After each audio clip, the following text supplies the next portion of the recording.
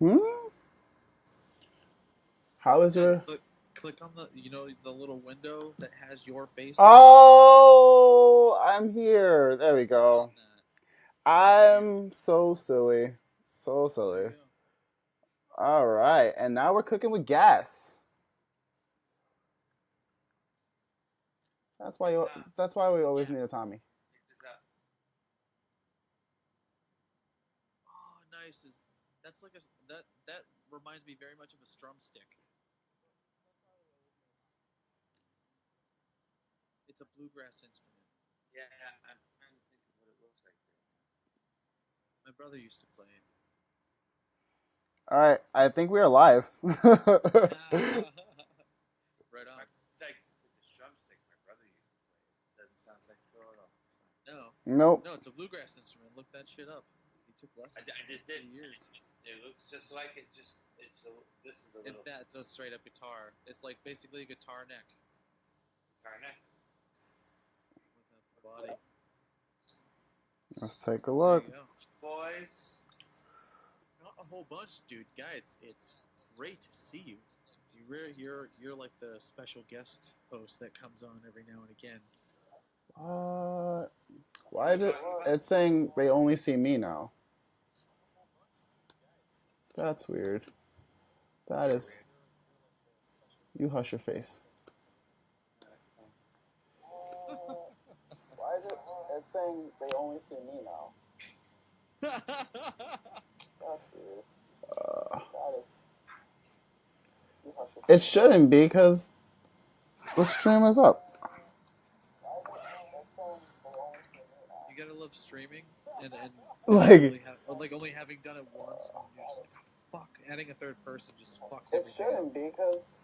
Yeah, I'm like so confused because I'm like, we definitely had this going. But it was just between you and me. Uh, Adding Guy onto the whole thing adds a whole nother feed, and then adding Danny on is gonna be a whole nother feed. yeah, I'm like so confused because I'm like, I think I think this worked. Yeah. Hold on. There we go. I am a god amongst men. Are you? No. Oh, there we go. Yeah, I see it now. All right. Oh, you gotta love that delay on. Yeah, I know, right? Did it work? Did it work? Oh, yeah.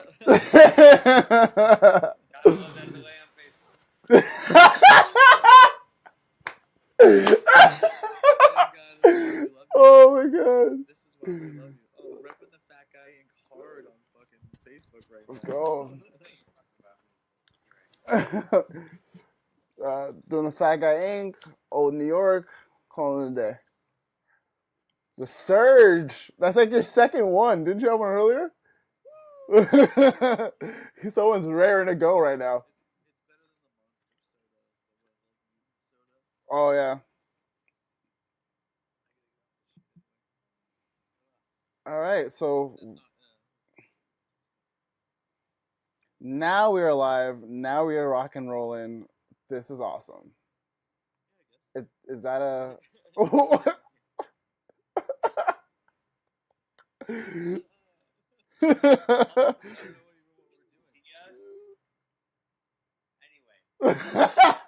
I know it's been like almost a month since Stranger Things came out, but has everyone seen Yep.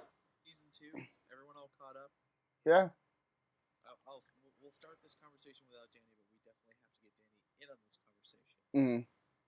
What did you guys think of the second season?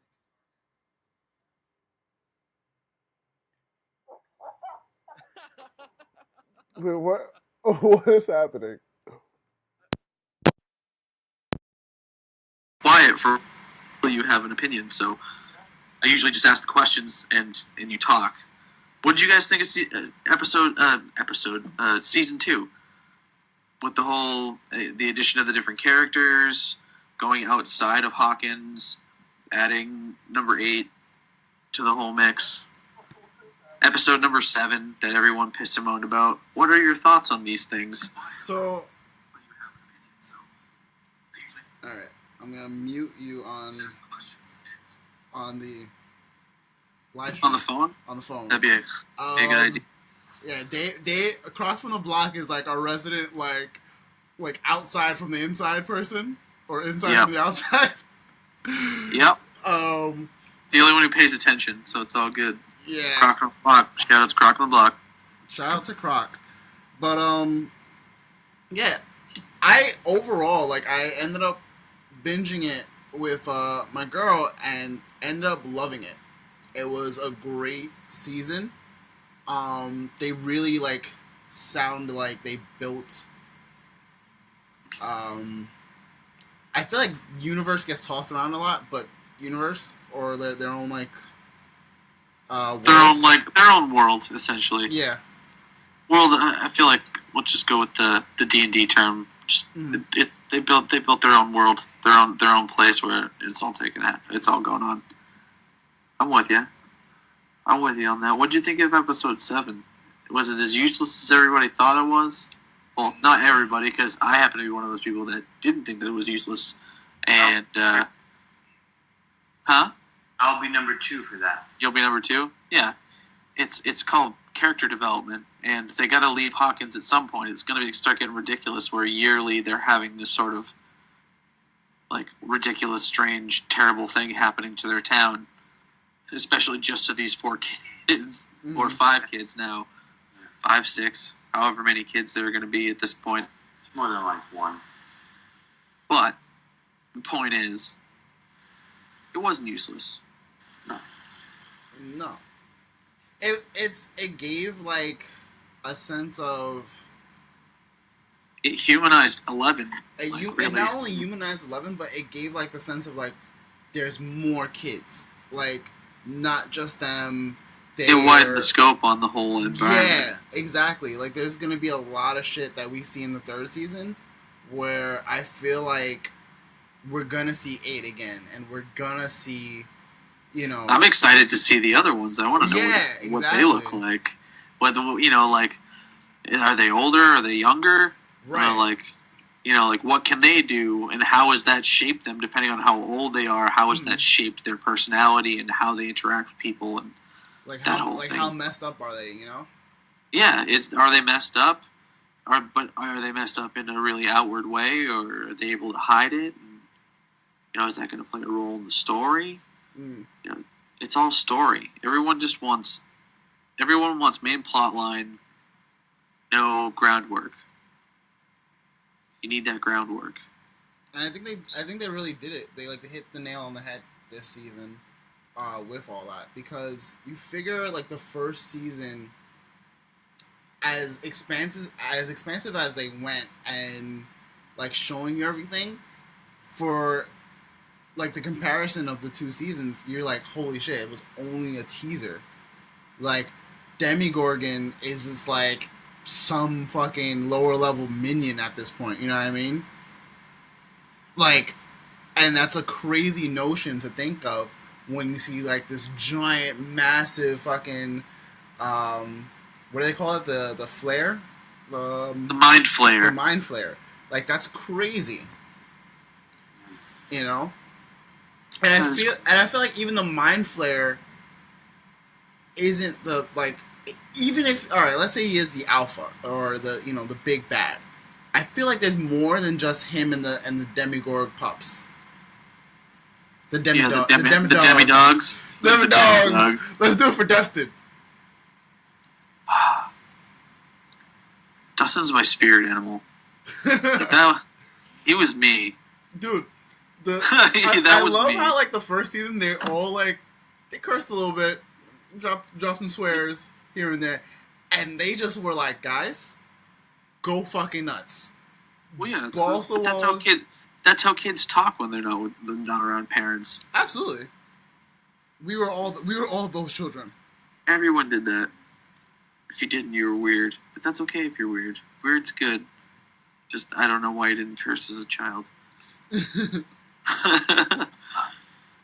My general thought about the difference between season 1 and 2 is I was wondering if they were going to do anything with the comic book again, because they left the comic book in one of the season 1, and if you saw it and you saw the episode number or comic issue. It had to do with duality.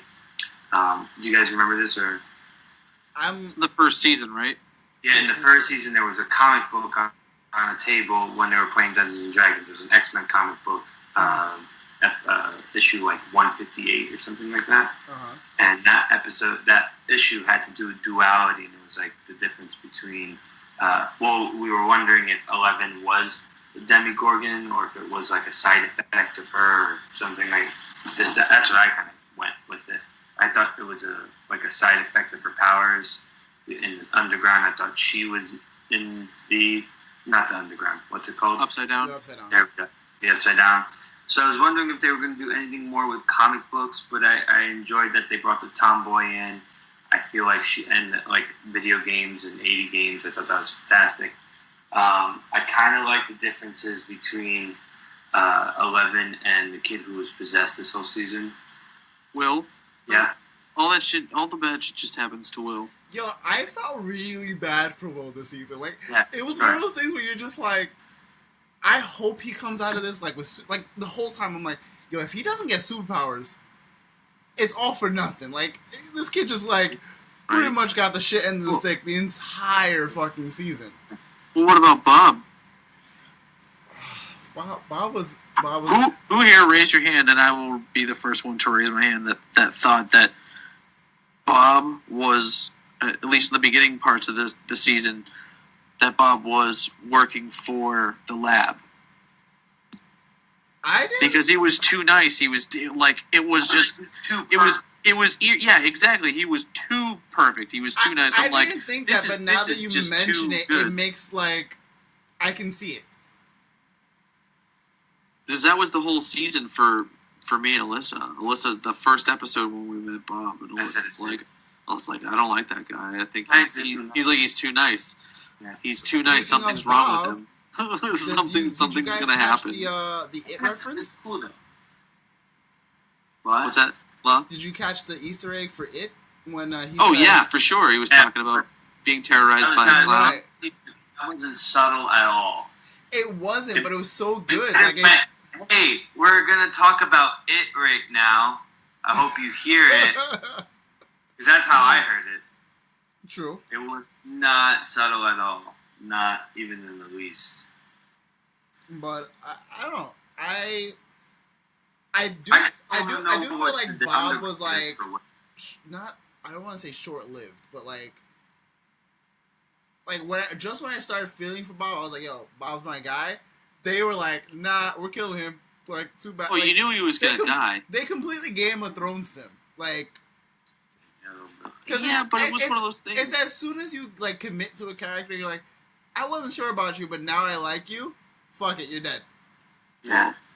Well, I guess if you look at it from that, my perspective was that once you figured out that Bob really was genuine, and you were starting to pull for him, that should have been your immediate like light bulb that said, all right, this guy's probably going to die because that's too perfect. You know, right. He's too perfect for, like, okay, so he's probably some sort of spy. Well, he's not a spy. He's actually this really cool, genuine guy that wants to fucking help and loves the people that he's around.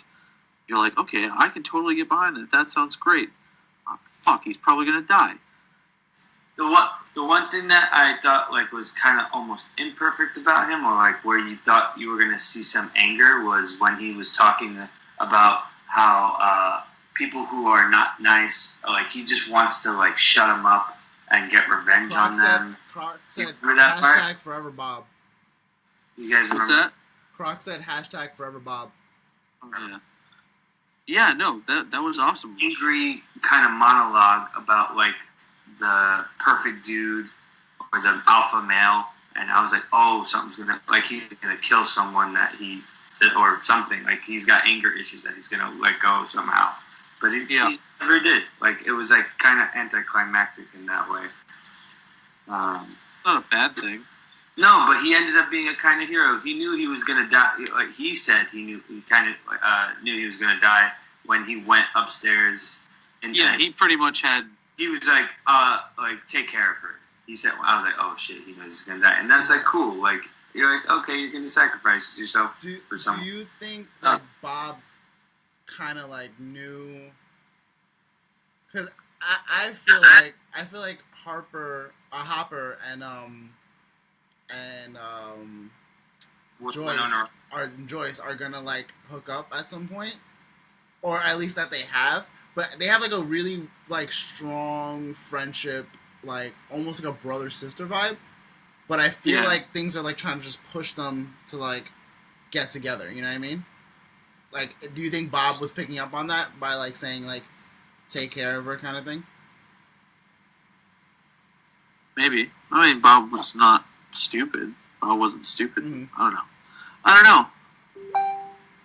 But it also let the audience know at the same time that he didn't think he was going to survive, and then like foreshadowing his own death. Like, I feel like Yeah. that's that was. Standard, really. Standard. No, I mean, it's pretty sweet. I liked 8's power. I can only imagine what the other powers would be for these kids.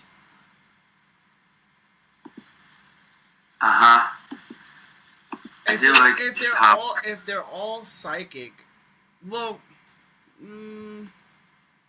she wasn't psychic. but well, She not was able psychic, to manipulate people's She perception. but they're- used her mind. right, they're Okay. all mental abilities. Got it. For sure. I want to know if they're gonna expand to like different, like almost X-Men abilities. But it seems to go along with their personality, or their power changes their personality. Like she always wanted to be in the background and invisible, or she felt she was invisible, so she can manipulate illusions to make her invisible or to be adaptable. Does that make sense? yeah, Yeah, it does make sense. And then 11 always feels like she's lost, so she's really easy, but she can find people. She doesn't want to feel lost all the time. She wants to be able, but when she's finding people, she's always in a dark room by herself. Like always, Yeah. first it's always her in a completely pitch black room with water. yeah. Like she always feels isolated and alone, and that power I feel like came because she felt that way. I can see that. I don't know. I also That's love just that my they opinion. expanded on her power That's like, to a- find people. that's this a pretty- season. Oh, sorry. I was was that? saying I like that they expanded on her power to like find people this season, like how she used it. In season Yeah. 1. Yeah, Yeah. It was there, but everyone was just so blown away by the fact that she was like picking people up and right. that doing all she's the other super stuff. powerful. It didn't really. They're like, oh well. I never thought of it. Like when they're like, oh, she can find people. I'm like, yeah, she can. You give her a picture. You give her. She can find that person. So far she has 2 powers. She's Yeah. telekinetic for sure. Yeah. And And she has she has the ability to find people. the other one only had 1 power. This is true. I'm wondering if she has another power that she doesn't know about, or if each person is just different, or if she's more like 11 is just stronger. I That just could be it. It could have been a difference in the way that they were tested and conditioned as children. for sure. But they were tested and conditioned together. Yeah, but their age difference would react differently to what they're doing, the different stages in their growth, that type of deal. Yeah. Seabass is in the chat. What's up, Seabass? Seabass, open your business. Good God, Danny Roman, where be you? I've got some good content with Seabass coming out. So Seabass, when is that coming out? By the way, let us know in the chat. I've got some videos with him coming up. Nice. Nice. What are you guys hoping for next season, and what do you guys kind of just know? Like you feel like you know this is gonna happen. I hope they leave Hawkins. And I hope that we find more people with powers. And that not everything is happening to Will. Mm-hmm. And that I hope next season is dedicated to a good chunk of 11's story. Or 11, but by proxy, everyone else, because they've never been outside Mm-hmm. the town before. Do you know what I mean? I thought it was cool what they did with the underground, the upside down, but they made it grow underground, which is why I keep calling it the underground. I thought that was cool. I thought they were doing like a play on words underground, upside down.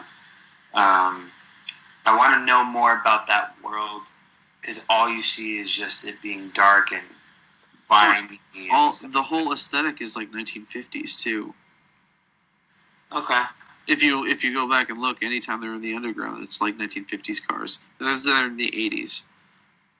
Oh, that's So interesting. it's I like didn't pick 1950s. up on that, but You didn't see that at all. That's Like awesome. what happened in that place for it to go that way? Because obviously there was human civilization until the So 50s, that's- and then something happened. That's something. Like maybe Is that would be a cool Cold to War explore. thing? Maybe, but would that give us the Demogorgon and the fucking Mind Flayer and all of this other stuff? It did for Godzilla, Did, more or less. does the shadow creature look like a xenomorph a little bit? Yeah, a little, actually.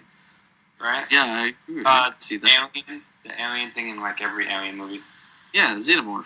Yeah, the xenomorph. It looks a little bit to me like that, just with more like arms or legs, whatever you want to Or call it. appendages. Appendages. Yeah. But I want a backstory, and this is just my preference on the new kid, the girls. Crockball Vaccine. Underground, he said, I Hum- hope this doesn't turn into another Heroes disaster. Did you guys watch Heroes back in the day? Yeah. Like, every season it gets worse and worse. Yeah. I think after season 2 or 3, it just got ridiculous, and I was just like, man, I'm all set. Yeah. I'm They- also. They I mean, they just got I they got did too end up convoluted. I finished the seasons out just to finish them, but it took forever to do it. Yeah. They got too convoluted. Mm-hmm. Continue, sir. What? Yeah. No, Guy, you continue. Yeah, what were you saying? I'm just saying, I hope they humanize my backstory of the older brother of the girl, Sadie, right? Oh yeah, Billy. The redhead. Yeah, Max. Yeah, Max. Like, it's me, and you kind of get a hint at the end that it's because of his father and whatever. But like, I want more of a backstory just to humanize him a little bit more, so you kind Yeah. of get a Well, little they sympathetic towards needed- him. Yeah, From- sort of from similar what to they- the way that they portrayed Steve last season. Did you guys watch any of the what was it, the Stranger, like the after show kind of thing? I watched one episode. I would like to watch more episodes, but the holidays are here, so that sort of goes out the window. Well, basically with that, they said that like they wanted to like make Steve more of a good guy, develop him more, and then they needed essentially a bad guy. They needed a human bad guy, and that's why they gave Billy a chance. You know, so Billy essentially is the antagonist for the group, Steve. but also for the group itself. You know. But I thought that there were two bad guys in that whole season: the CIA agent, whatever, the doctor, the therapist, whatever. And then I thought I don't know if he was necessarily a bad guy. Right. he wasn't bad because of his action, but he was bad because of all the experiments and the backstory with that. And you find that they keep layering it back, like he has something to do with it, and that big guy, the bald guy, that 11, so that guy, like that was the bad guy too, or it's a group, not a guy. So I was like, that's the bad group. I don't know why they needed a villain. I mean, it was cool, I guess, but for me, it didn't need to. It was like independent of. Well, it's a secondary story. It's a Right, exactly. subplot. It's 11. It's 11 subplot. Mm-hmm. 11 subplot. What the guy or Well, not necessarily. Well, not necessarily. independent storyline. I understand with the group, and Steve had Billy, and then 11 had these men that were part of her mother's, the whole thing with her mother. Okay. So they were like her own personal like bad guys. And you notice that they took out Billy before 11 came back. Okay. No. So the group and Billy both went down at the same time. So they divided because they were on 2 different paths for their own quests. Right, okay. Think of this whole show as D&D. Like, just think of it as a giant quest. Yeah, But, like, right. by the end, so the 2 groups are fighting their own proverbial bad guys. They both finish up around the same time, and then they come together to fight the existential bad guy, the otherworldly bad guy. Yeah. Okay. I mean, I see it exactly that way. I didn't see it as a plot that needed to be. It was great as an independent thing, but if it didn't happen, like, I don't think it would have affected the overall storyline. I'm not sure. Do you think it would affect the overall storyline? Actually, yeah, I think it would. Like, you would lose 90% of, like, 11's only with the group, like, the last 2 episodes. Yeah. But there's still that... You lose all of 11's stuff. Like, you can't just stop it where, she doesn't peace out and go to Chicago. She can't, 11 can't just be dormant that whole fucking time and then she just shows up and saves the day. And everyone would be like, well, where the fuck was she? We saw her for the whole season, then like 2 episodes, she's gone. Yeah. We don't know what happens. What happens? I would have liked to know the relationship between the boy that the camera boy, older brother of Will. Jonathan. Jonathan. Yeah. Jonathan. Like, I wanted more of that. Like, just because I think that whole relationship is weird. The photographer and the girl. I don't care for it. Like, Nancy and Nancy. Yeah, and I'm like, it's just so weird. I mean, it was one of those things that kind of was bound to happen with how Steve and her, like, almost the entire season, we were just like, Nancy is just awful. Like, right. She's just becoming more and more awful, and I think it was a thing where she was becoming worse, Steve was becoming a better person, and then Jonathan was just like, I'll take you for what it is, or like, not even I'll take you for what, like, who you are. It was more like perfect timing kind of thing. Like, he was always there, so like, even if she's like a dumpster fire, like, on her way down. She was like, she was just like a wild, like, oh, I don't care, and I don't know, and I'm unsure, and all these things happening, and Barb. Like, I'm a senior in high school, and I know everything, and this is how adults act, and fuck everybody. She's not even a senior. Steve is Was a senior. She's a junior, I think. I think she's junior or something like that. She's an upperclassman, Law. Yeah. Come on. Oh, excuse me. But, yeah, like it was almost bound to happen where it's almost like how I'll call it now. They're gonna, like, push Joyce and Hopper together. If they don't, by all means, I'm okay with it, and I'm okay with it if they don't. Like, I'm okay with it either way. I just feel like that's what is the natural occurrence of events. Sure. You guys did I don't disagree with you. At the exact same time. Like, you guys were both looking up, and then did the at the exact same time. I cannot wait to look at the playback. We were listening to you at the exact same time. Oh. So, I think... Yeah. Yeah. I mean... Sure. Oh, good. Facebook delays. Where's his mom? Ba-da-ba. Give it up, Steve Scott. We're almost a half an hour in. Oh, wow. Go figure. You're a half an hour in. What's up with Mr. Danny Boy? I don't know. I don't know where he is. It makes me sad. Doing things with stuff. No, but there's something else about. What was it? I kind of want to know who. So wait, who? I can't remember this off the top of my head. But who was the dungeon master in season 1? Mike. Mike. That's the boy who kissed 11, right? Danny's on. Hey. Da da da da. I'm gonna add Danny. Adding Danny. I'm gonna screw up the way everything looks for you, Law. Oh no. Hello. Oh god Oh damn me. it. Perfect. Oh my.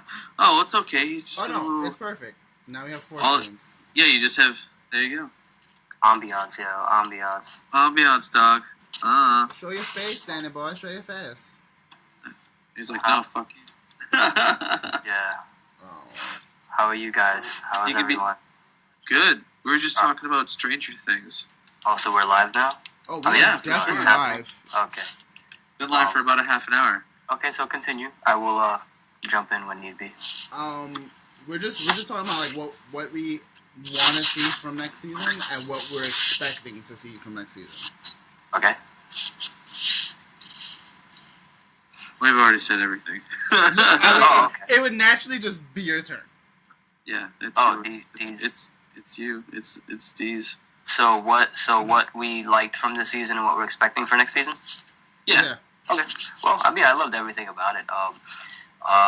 Yeah, it did start off kind of slow, but that was okay. You know, it was like a nice little calm after the storm. You get to get involved in their lives and shit like that. You know, it almost became like a look into like their everyday lives before, or you know, like while nothing crazy is happening. So that's cool because you're able to connect with them. Because in the first season, like, I mean, as prevalent as some characters were, like, you didn't really get to dig too deep into their personal lives or whatever. So like, was it not Dustin? I keep forgetting his name.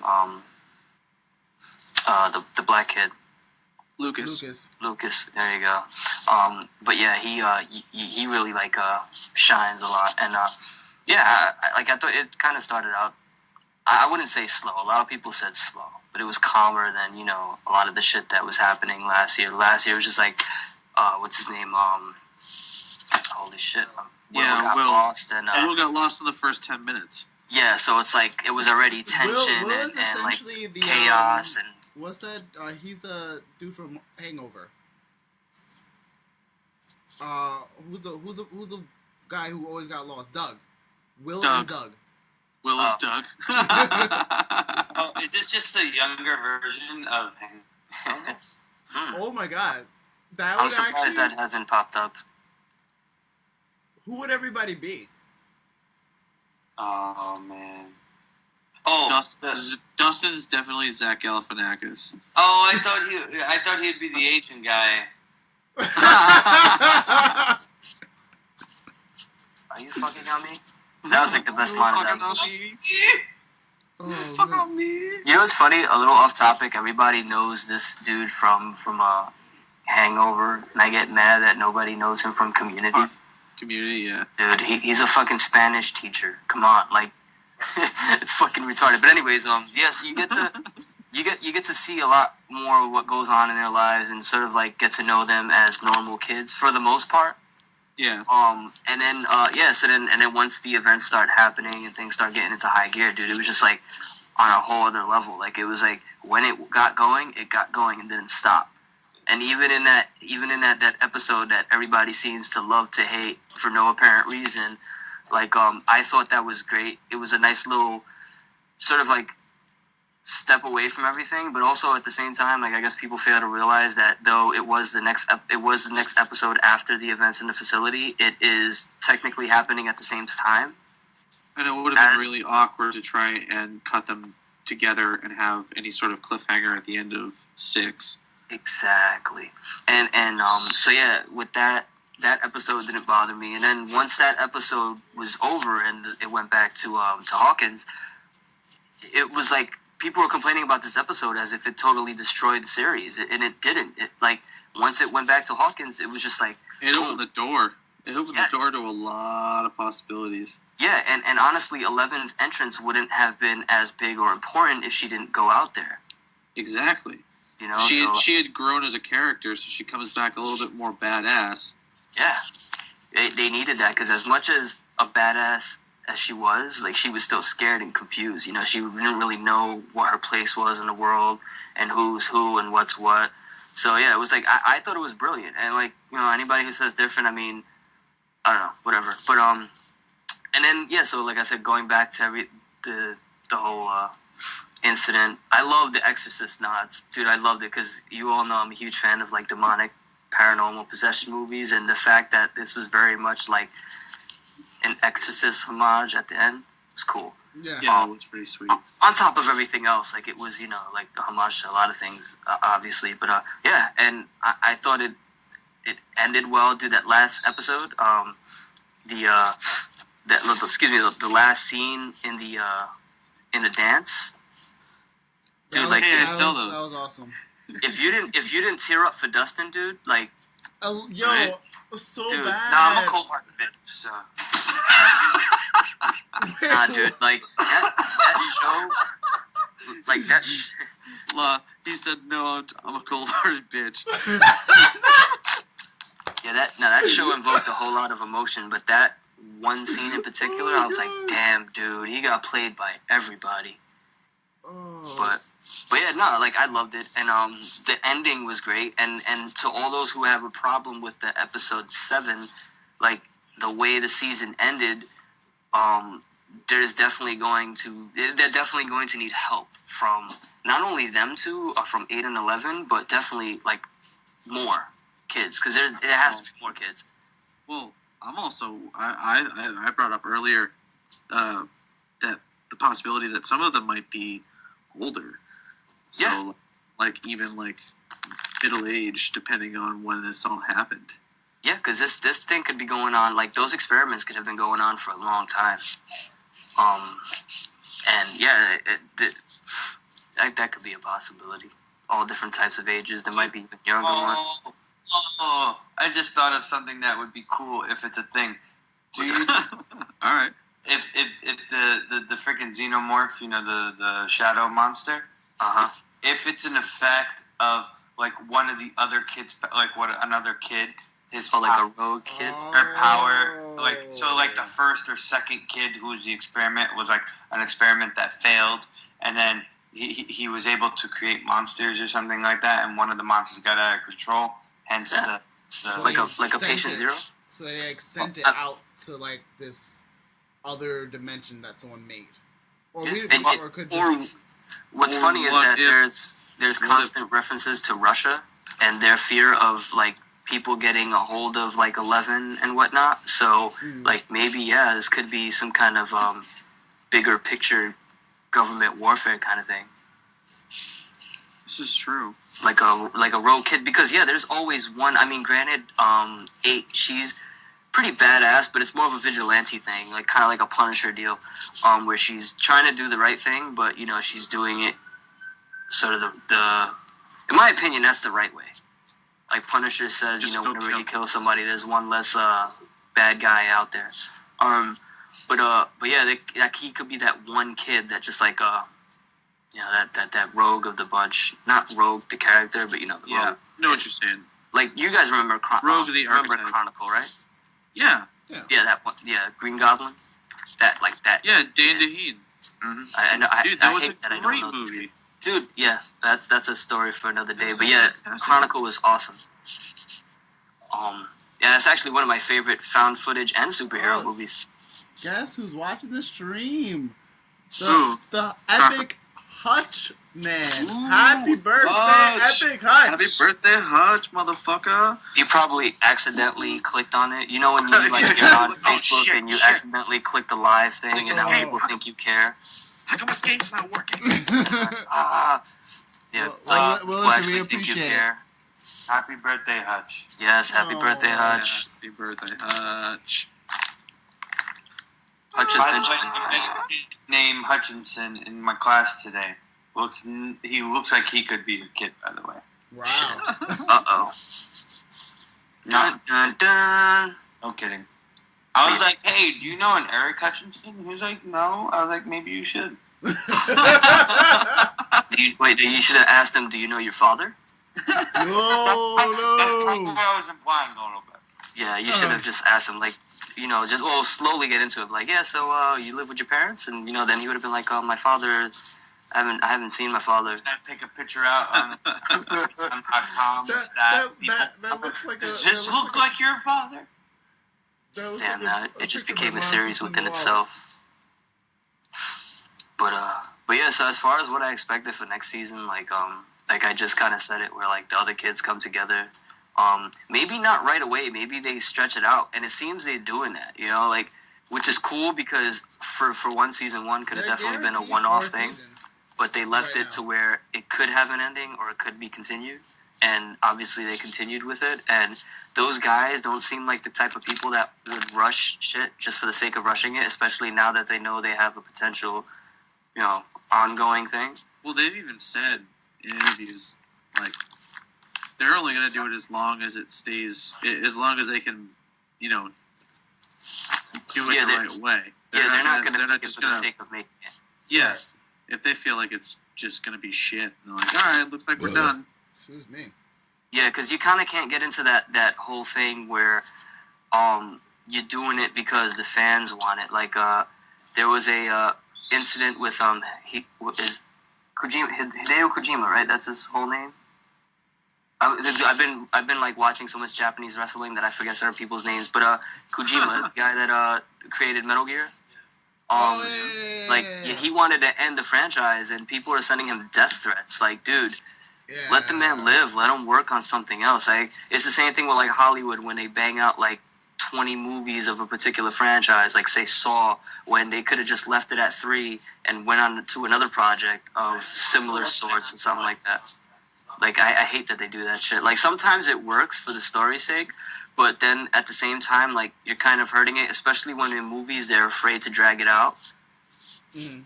And you want to know something really quick? This is all off topic, but it kind of is on topic. Like, so, the whole thing with DC and Warner Brothers, how they seem to want to rush their movies with a lot of the DC stuff now. Yeah. So what was brought to my attention is that the Harry Potter franchise, and the Lord of the Rings Hobbit franchises are under Warner Brothers, and they had no problems dragging those things out. The Hobbit was 1 book and 3 movies, so why can't you do that with the DC product? It's weird. What they wanted to do was catch up. Dude, I know, I get that, but you don't have to do it. Dude, but everyone should have known as soon as they said, yeah, Man of Steel is going to be the anchor point for our cinematic universe, because everyone else knew that DC was thinking, yeah, whatever, this whole shared universe bullshit, Marvel's going to fucking fail. Like Yeah. So, are we not live? We are. No, we're good. Died. Everything's good. So we got a hey Uncle Thomas, it's me, Gator. Oh, Gator! So what's up? It's been a long time. What's up, Gator? Gator. And Croc says, I know, right? It's too perfect. There's an internet conspiracy theory that Benny, Bob, Dr. Brenner, and Barb all die. Their first initials all are the letter B. You think? Could be. So, my screen went African American now. Racist. Oh, man. Yeah. No, to my point about that DC thing, I just like with the Warner Brothers, it's just like, why don't they drag it out? But anyways, back to the Stranger Things thingy. Yeah, like I don't know if they're gonna jump right into the final battle with the Shadow Monster, or are they gonna let it like rock a little bit more to build into like that there are more kids out there? I wanna. Yeah, not drag it out too much, but drag it out enough where it's not like. But at least like give us like 4 or 5. Just the Mind Flare. I feel like if the Upside Down is a parallel like Earth, let's say, or entire universe in and of itself, there's got to be more than just that. You know what I'm Yeah, saying? dude, we thought that the Demigorgon was like the big bad, baddie, right, yeah. and there was a shadow monster. So imagine if the shadow monster is just, and what if the shadow monster is not? It's like, say that's the main villain, but it's not like in it hasn't manifested into like a solid form. Yeah, like it's still feeding off of energy to manifest fully. To grow. Yeah, Essentially to grow. Yeah. So it can destroy our world. Yeah, exactly. So there's a lot of possibilities they could go. I mean, a lot of routes they could go, which is cool. Or maybe, or like a twist ending is it'll grow, and it's like, hey guys, all about happiness and love. Or it could grow, and then the kids become the Power Rangers. Okay, this random question. Wait, what? I said the monster grows, and the kids realize that they're all Power Rangers. Dude, that would be great. Speaking of Power Rangers, you hear that there's a possibility that the movie Hollywood might not pick it up? What movie? Power Rangers. That they might not pick up the sequel? This is just rumor. I keep hearing about that. But check this out. I thought that was confirmed. Like, it was already dead in the water. No, what I was going to say is I think Netflix is going to pick it up. Dude, Netflix is like legit savior. I mean, and if you look at that movie's budget, it was like Netflix budget. So I'm pretty sure Netflix could do something with it, and they would be perfectly fine. And I'd love to see that. You know, Netflix produced Hitman's Bodyguard, right? No, I did not know that. That was a Netflix like studio thing. Oh, I still got to see that movie. You know what I saw for the first time yesterday? What? Chappie. Still haven't seen it. Haven't seen it. I saw it. Don't want it. No. Really? The only issue is that, like, and I mean, the only issue is with the Die Antwoord people. They're not actors, so like you could tell that they're not good actors. But I kind of felt like, in my opinion, that sort of like added to like a sort of authentic feel to it, where like it almost felt like it was a real thing. Because like in a real situation, people are not going to talk a certain way. But I mean, it was weird. It wasn't like perfect, but I thought it was good. That's my opinion. I like the ending. The ending was amazing. Yeah, I thought the ending was really good. Like, that was really, really cool. Like, it was very thought-provoking. Like, yeah, there was things that could have been done. It wasn't like, it was one of those movies that's like, it's not a masterpiece. It's not like a Scorsese masterpiece or whatever. But it's one of those things that, like, if this movie came out around the same time that Short Circuit came out, people would respect it a lot more. Interesting. Nowadays everybody's got the, this is not a shot at you, guy, but like a lot of people, they have like, it seems like they have no imagination nowadays. It's weird how we have, all these resources and we have all this shit out there, and people are just like slowly losing their sense of creativity and imagination. How is that just not at me? No, because you said you didn't like the movie, or at least you said not to watch it. I'm kidding, I did like the movie. Oh, you did? Okay, so there you go. So it's definitely. I don't think that. I apologize. It was like, it was definitely like the modern day Short Circuit, but I think it upped the ante big time. Without racist white guys playing Indian guys. So. That is true. There's that actual real. Yes, I forgot about that. But and it's funny, like, I don't know why Neil Blomkamp doesn't have more projects. I mean, I don't know if that Alien thing is definitely happening. I hope it is. Because if anybody could make a solid Alien movie, it's him. Like, District 9, it's not happening? That sucks. Because Neil Blomkamp, I mean, District 9, in my opinion, is one of my favorite sci-fi movies. Oh, that's a great movie. I saw that in theaters. Yeah. And Elysium was not the greatest movie, but it was a good movie. It was a little short, but that was another movie. If that was like a 1995 movie, it'd be up there, like, the cult classics that we all look to. But I'm wondering if his universes are connected, because there's scenes in Chappie that are like, they show shots of that same camp.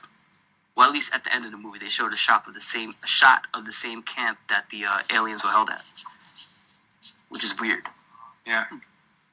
But anyway, I just wanted to share that. I saw it for the first time. It was something I've been meaning to watch for forever. Yeah, Loved it. Yeah, it was pretty good. I did enjoy it. There was some like, it was like some cheesy shit in there. Kind of felt like one of those old school flicks. But yeah, it was cool. Yeah, I would agree with you, Dan. Yeah, Chappie's fucking hilarious though. I like the guy that plays him too. He's the same guy that played the lead in District 9. I don't know his name. He's from. Is he Kiwi or South African? I think he's Kiwi. Something like that. He's got that crazy accent. He's either Kiwi or South African. The guy from the A-Team. He played Murdoch in the A-Team. Oh yeah, I forgot about that. I know. He was a villain in Chartokopi something. Do you guys know of that building, the Ponte Tower? It was actually in Chappie. I know you didn't see it, Tom. There's this building in Africa, Johannesburg, that it's he's hollow building. He's South African. South African? Okay. Yeah, it's just like it's a building that was supposed to be like this, one of the biggest residential buildings in the world, or at least, maybe not in the world, but it was big. And it was weird because it's a circular building, and inside it's hollowed out, so like a big hole. But it ended up getting so the story was they at that time the country was very segregated, and they wanted to keep certain parts like whites only, blacks only, because that is a thing out there too. And the people in that building fought against that. They wanted it to stay together, and so in retaliation, the government shut off power to that general area. And like all the biggest gangsters actually like took over the building, and for maybe almost 20 years, that building was like overrun by drug lords, and there was like brothels and all kinds of black market shit going on there. And the one of the most interesting things is inside the building, there's a 14-story pile of trash because nobody wanted to get out to throw their trash, so they just threw it down the middle of the building. And there's a 14-fucking-story pile of trash. Dead bodies in there, fucking who knows what kind of drugs. What did I miss in the, 2 minutes that I've been gone? Oh, you missed it. Just look up Ponte Tower. Oh, wait, was that what you shared earlier? Yes. Okay. That hollowed out building, it's ridiculous that place existed, because I was watching Chappie and they show it. And I'm like, is this a real building, or is it just something that was made up? It was kind of like that building in Judge Dredd. Well, in Dredd. Yeah, one of those big towers. The super skyscrapers. Yeah, it's just weird that building exists, and it was abandoned for so long. A building like that, something out of a post-apocalyptic movie. But yeah. Sweet. So what's up? What's next for the? What's on topic next? I can't speak proper English right now. Well, in geekdom, there's always Justice League. Yeah, go for it. Did everybody see it? Nope. But I think 3 people saw it. Guy, did you see it? Well, we can talk about it without ruining it, so that could work. I know how to do spoiler-free reviews. Or you could go hide and masturbate. I will masturbate while you talk about it. It'll be the best of both worlds. Okay. Win. Cool. And your camera's on, so I get to watch. So even more of a win. That's the only way I masturbate. So my friend's mom is a manager of the Stop and Shop out here. It used to be Pathmark. I don't know if it's the same out there, but anyway. So on the back of her shirt it says something about fun, and it's an acronym. I forget the first 2, but N is never say no. Do you know how much trouble that can cause? I mean, it's supposed to be to the customers, but just the fact that the shirt says never say no as one of the acronyms for fun. Wow. That's just I was looking at that and I'm like, is this a thing? Did I really just see that? And I picked it up and I was like, those are people who clearly never watched Yes Men. Dude, I mean, you're just asking for But anyways, whatever, that was funny. But yeah, no, I thought Justice League was good. My only issue with it, without giving anything away, is, and you guys know this, that 2 weeks before the movie comes out, they cut it by an hour. So I want to know. I heard that. It was originally a 3-hour You could thing. You could tell that they cut it. Yeah, and it didn't hurt the movie, but I feel like the movie would have been better with the potential scenes in there, because for what that movie was, first of all, 95% of that finished film that we saw was Zack Snyder. From what I heard, this guy really didn't change much, which is good because who wants to see a guy working on this film for 2 years, whether you like him or not, and then change up the entire thing? It makes both guys look bad. In my opinion, that's how I see it. But yeah, this is the Justice League, and it's the biggest superheroes in one thing, in one film, and you cut an hour, not a half an hour, an hour. Like, that is a lot of time. Like, I don't mind seeing a 3 hour just 3 hour long Justice League movie. And then go back to what I said about Warner Brothers before. Like, I know they want to rush it to get to Marvel's level, but like, as far as cutting the time from the movie, like, I know why they do it, because they want to have more show times in theaters. So like the movie sells more because they're showing it more times in a day. But The Lord of the Rings, Harry Potter, The Hobbit, those are all very successful franchises, and those movies are at least 2.5, 2:45, 3 hours long. Well, Harry Potter near the end, yes. Yeah, the beginning, no.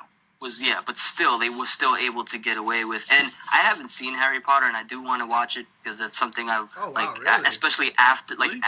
at a certain point. Yeah, no, Like, I was never of into all it. the things that I I don't- feel like you just never got around to, I didn't think that would be one of them. Dude, at first I was never a fan. Like, I didn't really like the whole kitty thing.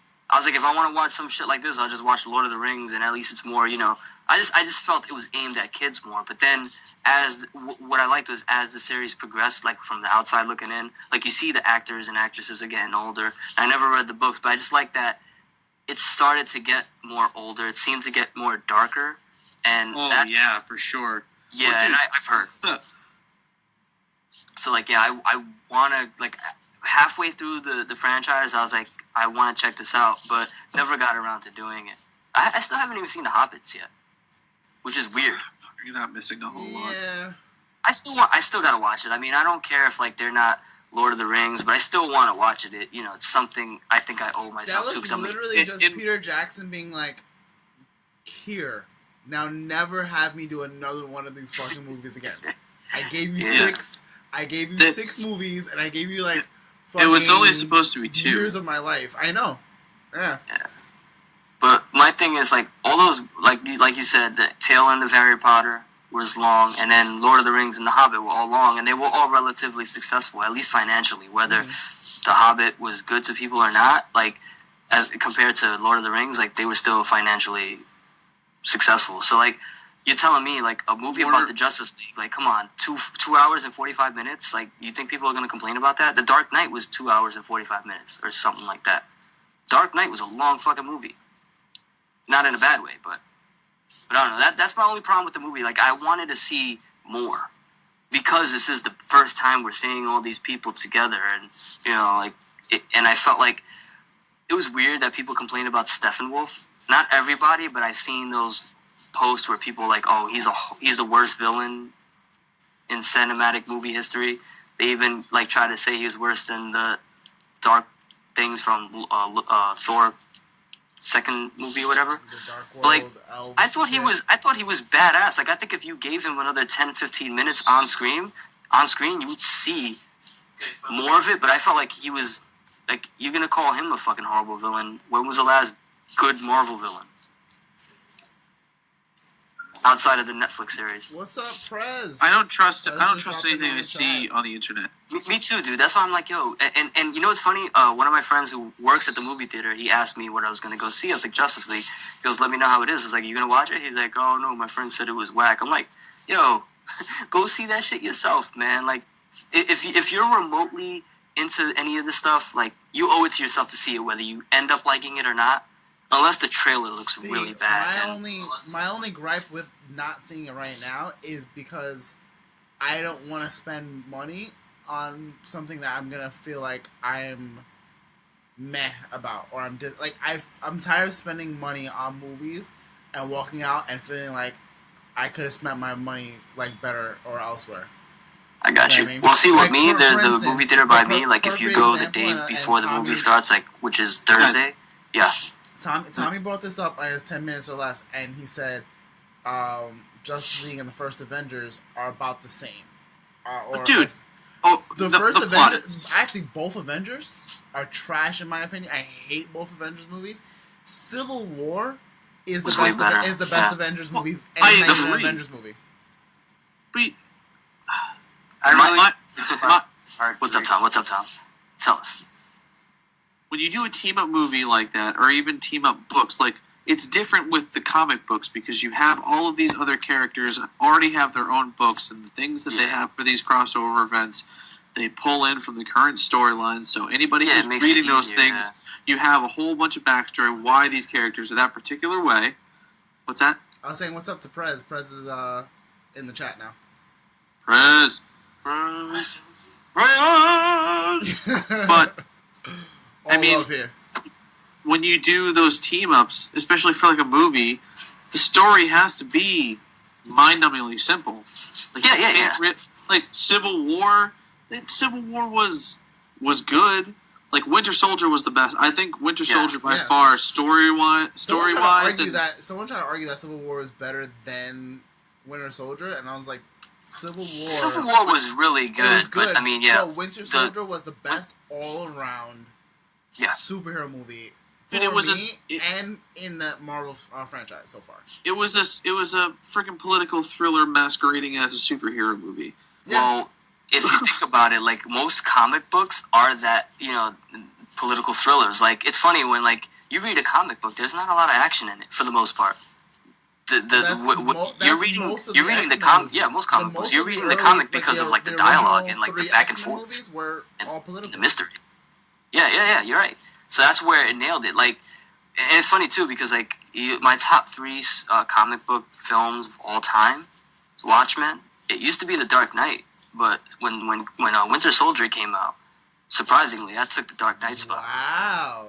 Like it was so intricately done. Like it was just like. I mean, yeah, everything about it, the tone, they had its funny parts. Like, it wasn't super, super serious 200%, but it wasn't like a movie that relied on jokes. Like, it had a couple quirky lines here and there, but that's another thing that pisses me off. Like, why does humor define whether a comic book movie is good or not? Because that's what it seems to be right now. Like, if it doesn't have jokes galore, then people don't care. Like, I haven't seen Thor yet, and I do want to see it. But it kind of annoys me when you look at the reviews and like people's comments on it. Like, oh, it was amazing, it was hilarious. Like, from like an really? honest standpoint, Thor, like everyone's like, oh, it's getting the best reviews and it's like the best movie out of the franchise. Blah blah. Thor is essentially like the first Guardians. It's a really fun movie. Yeah. And it's the perfect combination of Thor being serious, like he's finally like being an adult, almost like he's like owning a lot of stuff. Yeah. But he's very comical, and he's he is the Thor that we see in like some of the comics and some of like his adventures, where he's just like whatever, like he's so oblivious to certain things, or he just says certain things, and you're like, yo. Does he realize his humor is. His humor is excused because it's sort of like a misconception. Like he's misinterpreted or whatever. So like, if you go back to the first one and his scenes on Earth, he was out of place and like that worked. But I mean, and I'm not knocking it. I haven't seen it. I just get mad that like that's the defining factor whether a comic book movie is good or not. And then you go to like another thing too. What's funny is that. Danny, you have to remember that if it is considered a successful comic book movie, that means the mainstream has bought into it, not just the nerds like us that love it for the nuances and that like the characters for the nuances. But if they're going to make a lot of money, they're going to have to market it to a wider audience, which means it's going to be watered down. No, they're gonna pick. I mean, comedy is the easiest one to do when you have serious political thought. The serious thought in general. It depends on how you shape that movie. Like, you know what I mean? I get the point. Like, they're bringing, people that normally, like, for lack of better, but you're right. Females. They bring females into these movies because of the comedy scenes and kids. But it's funny. The Dark Knight is one of the most successful comic book films out there, and it was dark as fuck. Yeah.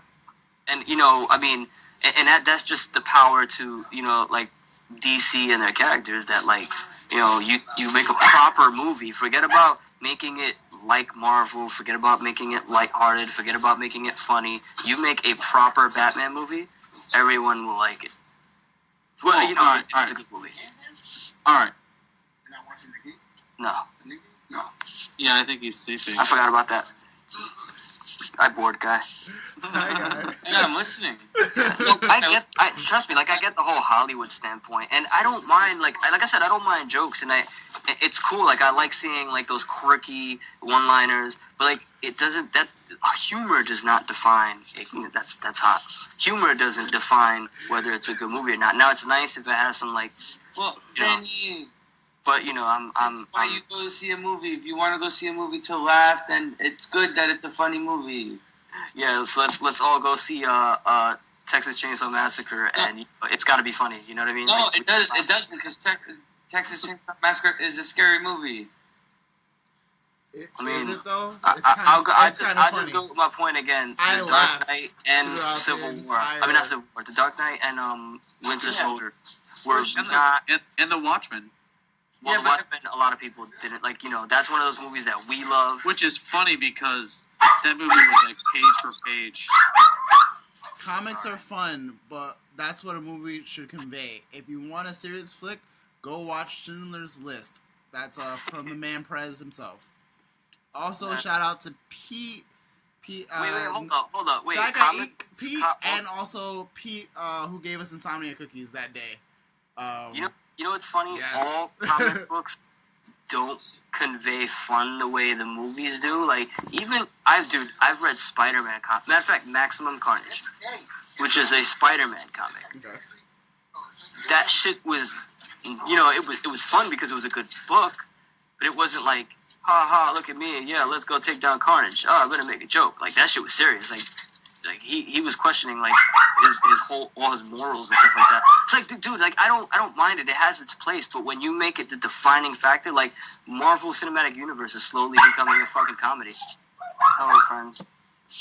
Yeah. I just hope that Thanos isn't a joke. That's all I hope. That's all I can say about that. I hope Thanos is a fucking beast. I swear to God, if they fucking, like, make him look like a bitch, I'm done. I'm done. They can't build this up as much as they have been and just, like, throw him away and make him a joke. I feel like... Because they spend so much time, like, giving us the heroes and all that shit, you know, like, and at this point, we're already in, like, the 10th movie of each hero. Like, you don't need to build them up more. Build a villain where at some point in the film you feel like they're gonna die. Oh, well, Later, guys. I was gonna say you haven't seen it, so I'm not gonna spoil anything for you. No, I haven't seen it. Dude, I've heard good things about it. Don't get me wrong. I want to see Thor. It was just that one little thing that irked me in the comments. But, like, but I want to see a villain that, or at least a presence that makes you, the audience, though you know the superheroes are gonna win, makes you at some point question. Press said Thanos is a bitch. Well, I'm all about Darkseid, so, you know, I mean, I could agree with him on that, but I mean, like, I don't know. I just, like, I want to see a strong villain. Like, the only real strong villains we've gotten are Hydra, and even though there hasn't been one particular guy at, you know, like, you know, throughout the whole thing, the Hydra organization has been, like, prevalent and, like, wreaking their havoc in their way. But that's what I love about that franchise. Like, from Red Skull, even though he got offed quick, I'm sure he's due for a comeback. Like, even though that happened, Hydra was still there. Hydra's still running shit. I forgot where we probably talked about it, but once Thanos eventually gets a lot of the stones, especially the reality and time stones, he can bring those characters back. You know? Yeah, that's we always talk about that, like, time and, like, you know, people that can alter time and realities or whatever, like, that's the perfect excuse to, if they want to bring the X-Men into the Marvel Universe, as opposed to just, you know, like, you know, recreating them, so to speak. Like, you can just take things that already exist and not have to give the audience a spoon-fed answer, you know, just like, oh yeah, this dude, like, even with Justice League, that whole DCEU, like, have Flash do some shit similar to what he's doing in the series. A ripple in time, and that changes everything. And now, but that I don't know. I don't necessarily feel like, cause there's a lot of talk right now that they're talking about doing a soft reboot of the DCEU through Flashpoint. But honestly, it doesn't make sense to me because it doesn't make sense. But it's like the only saving grace. There is a geek reason for it to not make sense. Not that it's not logical, because I know it's not logical. It's a comic book. It's going to have, it's anything can happen in the comic book. But I'm going by comic book logic here. All right, and classic character tropes and what you'll always see in movies and in comic books and storylines, or at least the big polished ones. If the Flash goes back, the whole Flashpoint paradox happens, and then he runs back and stops himself from saving his mother. The end of the story is supposed to be everything's back to normal, which means everything is happening exactly the way that it's already has happened. So essentially you would be doing nothing. Yeah. Kind of like what they did with Days of Future Past. Yeah, and if he comes back and it's a changed universe, then that's a problem because he has to try and get back to that universe. Yeah, so then it's not Flashpoint. Yeah. Yeah. I would just leave it as it is and just tinker with it. Like, the beauty of comic books and comic book, properties and characters and whatever, like, throughout history, it's changed. So, yeah, maybe this rendition is different than what we've read in the comics as far as, like, the big story. But, like, you can do that. Like, as long as you keep it sort of like you keep the core of what makes things the way they are, like, there's nothing wrong with that. I mean, if somebody posted something, I think was it Pete? I think he posted something about, like, people not understanding that things are going to be changed as far as, like, the movie translation of comics and whatnot. I mean, I don't know. I don't mind change as long as you do it within the realm of what makes that, like, you're not gonna change the story to where it's Star Trek. DC characters are Star Trek. You know what I mean? Like, that's just. I mean, I don't know. There's a right or wrong way to do it. Comic book solution to the problem. I had thought maybe. Yeah. All right. The Flash. Their only real good way to do it, especially because a lot of people dislike Batman, or dislike Ben Affleck's Batman, which they can suck it. They can suck my dick because I like Ben Affleck's Batman, but I think he and the rest of the DCU is a problem of the Warner Brothers thinking that the shared cinematic universe was going to be some bullshit. And they're gonna it's like when people, was it IBM, or it wasn't IBM? It was fuck. I am totally drawing a blank on the company. When Bill Gates was trying to sell the personal computer, they thought that it wasn't going to be, it wasn't going to catch on. Windows. All the new technology that we take for granted now. Like, people didn't think that the internet was going to catch on. People didn't want to buy a TV because they thought it was going to die out. Sort of crazy shit. So I feel like DC was like, what the fuck do we need to worry about doing a shared universe? It's 2012 they put out fucking The Dark Knight Rises. 13 or 14? I think it was 2013. Man of Steel comes out in 2014. Green Lantern comes out. Green Lantern obviously shit the bed, but that they had three of their Green characters Lantern came out before Superman, if I'm not mistaken. Okay, well then reverse the two of them. Yeah. So, and the Nolan trilogy was doing really well. Man of Steel looked very promising, and they're putting a lot of stock into Ryan Reynolds being Hal Jordan, which was just a bad idea. Not that I dislike Ryan Reynolds, but just that it was just such a hacky movie. But that's beside the point. It was a hacky movie because they just kind of just threw shit at the wall and had no idea. It again goes to, like, movie companies that do movies based on properties and really only do Cliff Note, like, reviews. Yeah, because that movie could have been a million times better if they just, like, changed a couple things. Like, you didn't have to change the entire movie. There was just, like, honestly, like, maybe 5 minutes, 5-minute change in that movie changes the whole complexion of it. Honestly, like that movie was not far from being a at least good movie. Granted, it was very CGI heavy, which you know, to some degree, you can't really do a Green Lantern movie at the time without heavy CGI. But it lacked from like a knowledge of how the progression of like Green Lantern really works. You know what I mean? Yeah. Again, that was beside the point. That just was passing. Yeah. So Warner Brothers doesn't think that it's going to pan out for Marvel. So because what Iron Man came out in 2008, right? Yeah. The first one. Yeah.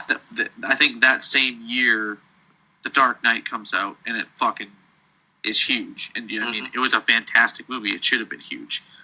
So Warner Brothers and DC is like, let them do their fucking shared universe. We're going to put out another Christopher Nolan film for Batman. We're going to do a Superman film with Zack Snyder. Yeah. We're going to do a Green Lantern movie. Fuck the shared universe thing. We can make way more money doing separate franchises. And then Marvel blows up. And right around 2012, it was 2012 when the Avengers came out, right? Yeah. Yeah. So the Avengers wasn't a spectacular movie, but the reason it was huge... It was the first time that it has ever happened. Yeah, it was the first time that had ever happened. So that was a big fucking deal that you had characters from multiple different films that seemingly coexisted in this one giant universe that you only saw bits and pieces of through the movies come together, and they have this whole movie. That's why it was a big fucking deal. Which, if they had done that if Justice League had been first, it would be the Justice League would be the benchmark, and then fucking Avengers would be sort of like, well, I mean, it's not the Avengers. The Avengers did this much money on opening weekend. Yeah, the Avengers did that much money on opening weekend because it was the only movie to have ever been done like that didn't, that had something built like that. Yeah, exactly. You know what I mean? Then, that's why it was a big thing. So you said it. They built. I don't feel like even if the DC like franchise built something right now, it's not on like a sturdy foundation. It's on like just like semi-wet sand and some toothpicks and just like we're gonna try to build this monstrosity sandcastle. It's like you guys have no idea what you're doing right now. And this is why I have a comic book solution here. Okay. So they rushed to shoehorn the cinematic universe for DC into a property that they already had out, which was Man of Steel, which was their first mistake not because Man of Steel was a bad movie, because it was a great movie. I enjoyed Man of Steel very, very much, and I've not enjoyed very many superhero things, period. I'm never really drawn to the character. I don't like the Boy Scout version. And then a big reason why I liked Man of Steel was because it wasn't. He wasn't a Boy Scout. Yeah. He had control of his abilities, but you could kind of tell if you said the wrong fucking thing, like if you did something terrible, he might have a hard time not killing you. But he wouldn't, more than likely wouldn't kill you, like 99.9% wouldn't kill you. But there was that like one chance in a billion where you just happened to say the wrong thing at the wrong time. Well, he could break you down. Spoiler alert, he ended up killing Zod, though. Huh? Spoiler alert, he ended up actually killing Zod, though. Well, he had to. It was either that or be killed and then let the human race be enslaved. Yeah, exactly. Like, I mean, it's funny because like that's what what the fuck was I gonna say? Like that's what makes him a relevant character in the sense that like you take somebody who the world should you fear him? Should you like trust him or worship him? It's like there's a whole that adds so much to his story to his story as opposed to just being like this, super Boy Scout who is essentially God. Like it's kind of bland that way. Like who can relate to a character that can't be beaten? Like I personally, Wolverine is awesome, Hulk is awesome, Superman is awesome, but those characters are probably the least of my favorites. Why? Because they could die. I mean, they pretty much can't die. Yeah, and that's why, like, you look at something like Spider-Man, though. Spider-Man is powerful as fuck. dude, he can die. Batman, even though I find it annoying that, the writers make it so that he can fucking beat anybody, but that's a whole writer's perspective. Anybody could change that, but he can die. So, like, the Scott Snyder shit, like, he's much more of a human than we've ever seen. But anyways, yeah, so that's what makes Superman more relevant. So, yeah, I get where you're going at, where, like, fuck the Boy Scout thing. That's 1948. So, obviously, if Man of Steel is the anchor point, that means that whole universe takes place in the darker, grittier, stylized, reimagined version of Zack Snyder's vision, which was a good movie, but should not have been the anchor point for a universe. And my suggestion, which no one will ever, you guys might agree with it, but it'll never get done. Instead of using the Flashpoint, I think the Flash is the most likely character that they should keep. I think they should pretty much not recast anybody except for Batman, because Ben Affleck wants out anyway. They can recast it, and my thought is, go to the second Justice League movie, start the movie at the very tail end of the climax, where the Justice League is going to lose. They're losing to Darkseid. They're basically, the planet's going to get taken over. And as a contingency plan, Batman and the rest of the league implore Flash at the very last moment to vibrate at a new frequency and jump into an alternate universe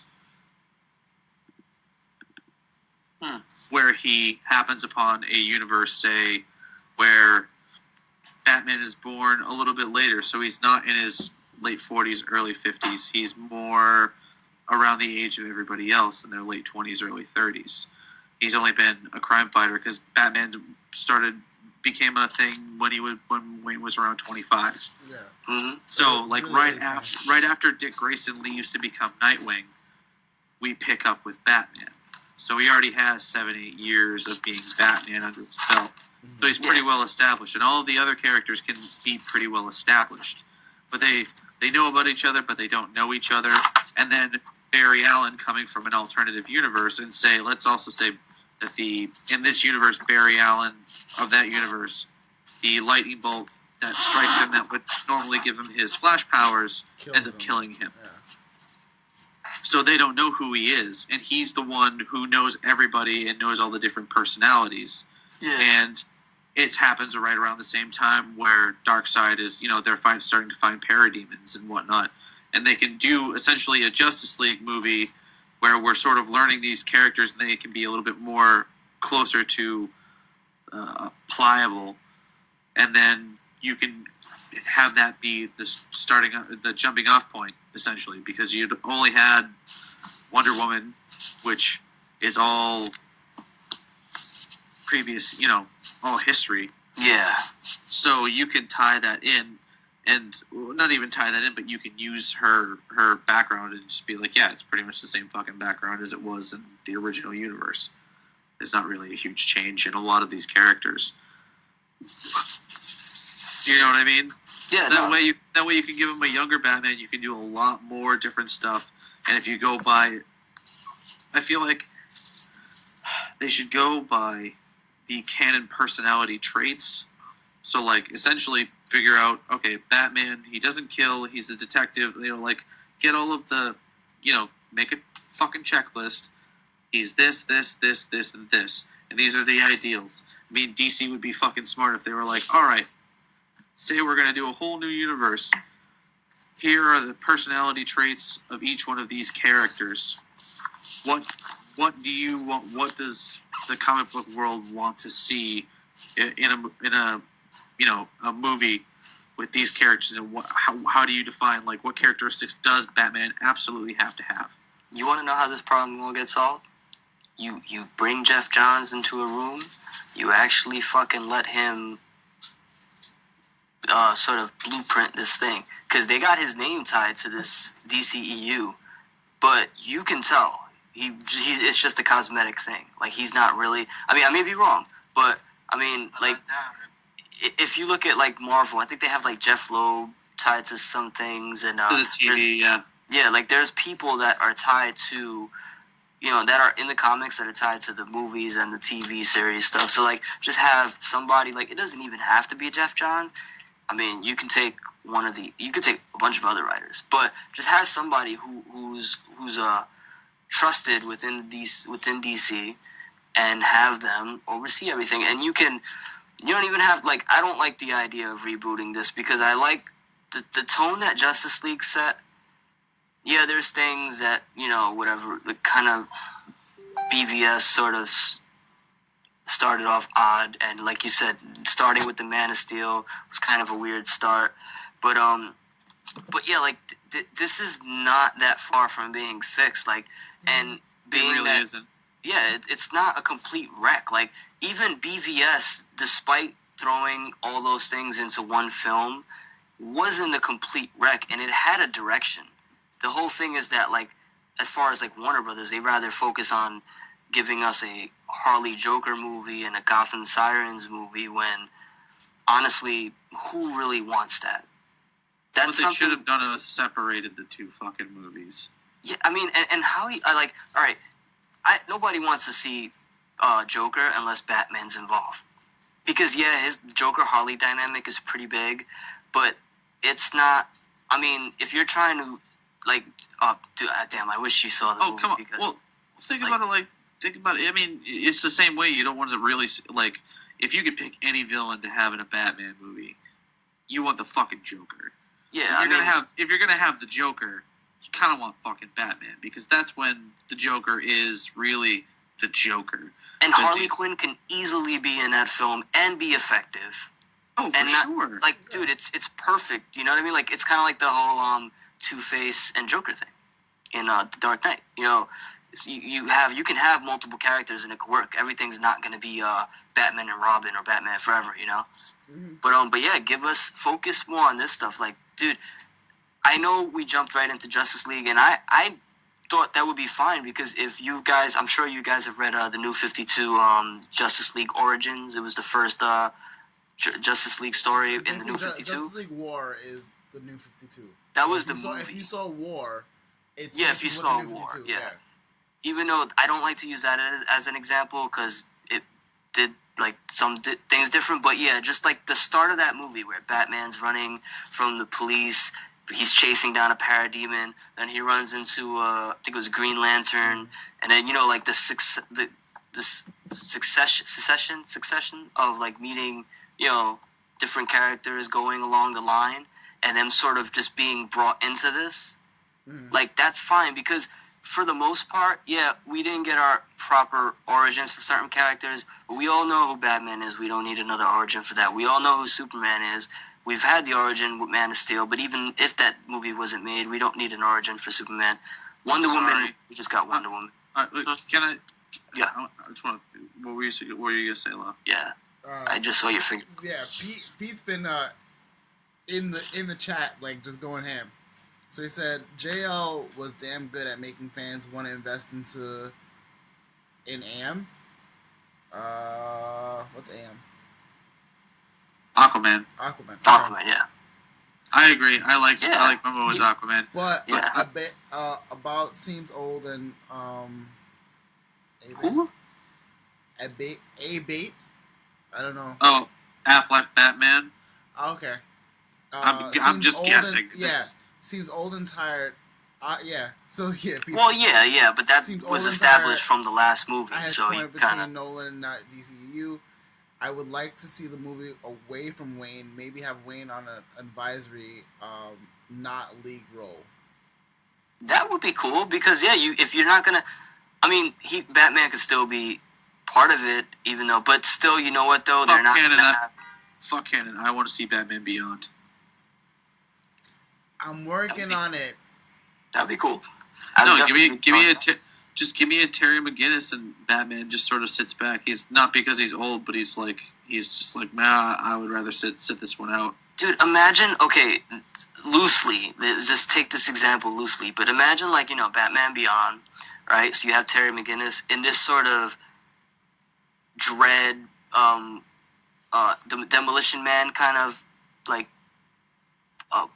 sort of like dark future. You know how they depicted future back in that time, like in those 90s, where it was like everything was gritty, and it was like, imagine him in that, but like say like Blade Runner. I haven't seen a new Blade Runner yet, but like I should have though. Me too, dude. I'm dying to see that shit. But like you take that sort of setting where it's the future, but it's gritty and everything's like sort of run down, and put him in that setting, that would be fucking awesome. Because it's a lot easier to do than, I mean, not easier to do, but you take away the reliance on CG and you put him in a more realistic setting. You get what I'm saying? Like, just that kind of dystopic, post-apocalyptic-ish, not post-apocalyptic, but run-down, gritty future. Like, that would be pretty cool. But yeah, but back to what Pete's saying, they're not going to have a DC film like this without Batman. I mean, you look at the animated films. They had to throw him in Justice League Dark. I haven't seen that either. But, like, Batman's cool and all, but does he have to be in everything? Justice League, he does.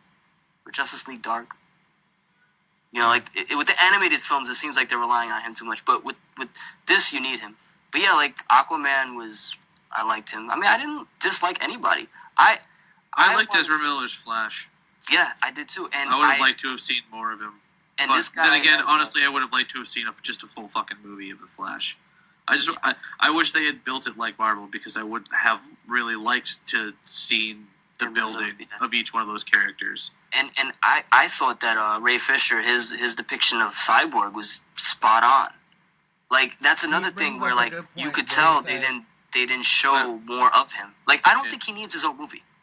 Danny, what were you gonna say, Law? Pete said, "I'd also like DC to actually give love to secondary league members and to really make it seem fresh." I 100% believe in that, because a lot of the league we know, like, even if you've never like really picked up a comic, granted the league has changed over the years, the core members have been the same, and you know, you get a lot of secondary one-off characters that people are like, who's that? And it would be nice to like expand their universe and freshen up the roster. I think we'll see that. Definitely, like, by the time they get to Dark Side, because Dark Side you're gonna need a lot. What about the Marvel? All right, so hold on. See, Marvel would kill off its established characters and use new characters. They have faith in their properties, but DC, they had no choice. But would DC? They had no choice to use these guys. Would DC kill off Bats? That's what Pete's asking, and then I would love to see them. I would love to see them kill off that. What about Shazam? The Shazam movie they're making. Fuck Shazam. Yeah, that's gonna be crazy. No, I like Shazam, but fuck Shazam. Like, I don't fucking care about The Rock, dude. Hold on. Time out. We're not talking about The Rock at all. Shazam. No, we're talking about Shazam. I'm just saying, fuck that movie because of The Rock. No, it's Rumble looks like it's gonna suck too. It's one of those things. All right. Here's my biggest gripe right now with all this is Suicide Squad is using magic or whatever you want to call it as their big enemies, and I'm like, why? You know what's funny? They could have just went with like some kind of ISIS kind of threat. They didn't even have to use a superhero. They could have just been going after a government, you know, like, something like that. They could have made Suicide Squad a political thriller like Winter Soldier. It should have been, you know, and I think it was going to be. And to be honest, they shouldn't have included the Joker. Yeah, you know what? I didn't mind seeing him in the background. Credibility to like the rest of them. I don't mind them, like, obviously having him be a past thing for Harley. Yeah. Right. But it should be he shouldn't be present in the main plot. No, that's true. Yeah, because like the thing it should just be flashbacks. And from what little we saw of him, like, if you're gonna use him, use him. But they cut so much of him. Like a half an hour. There was like no need for him to be in the movie to begin with.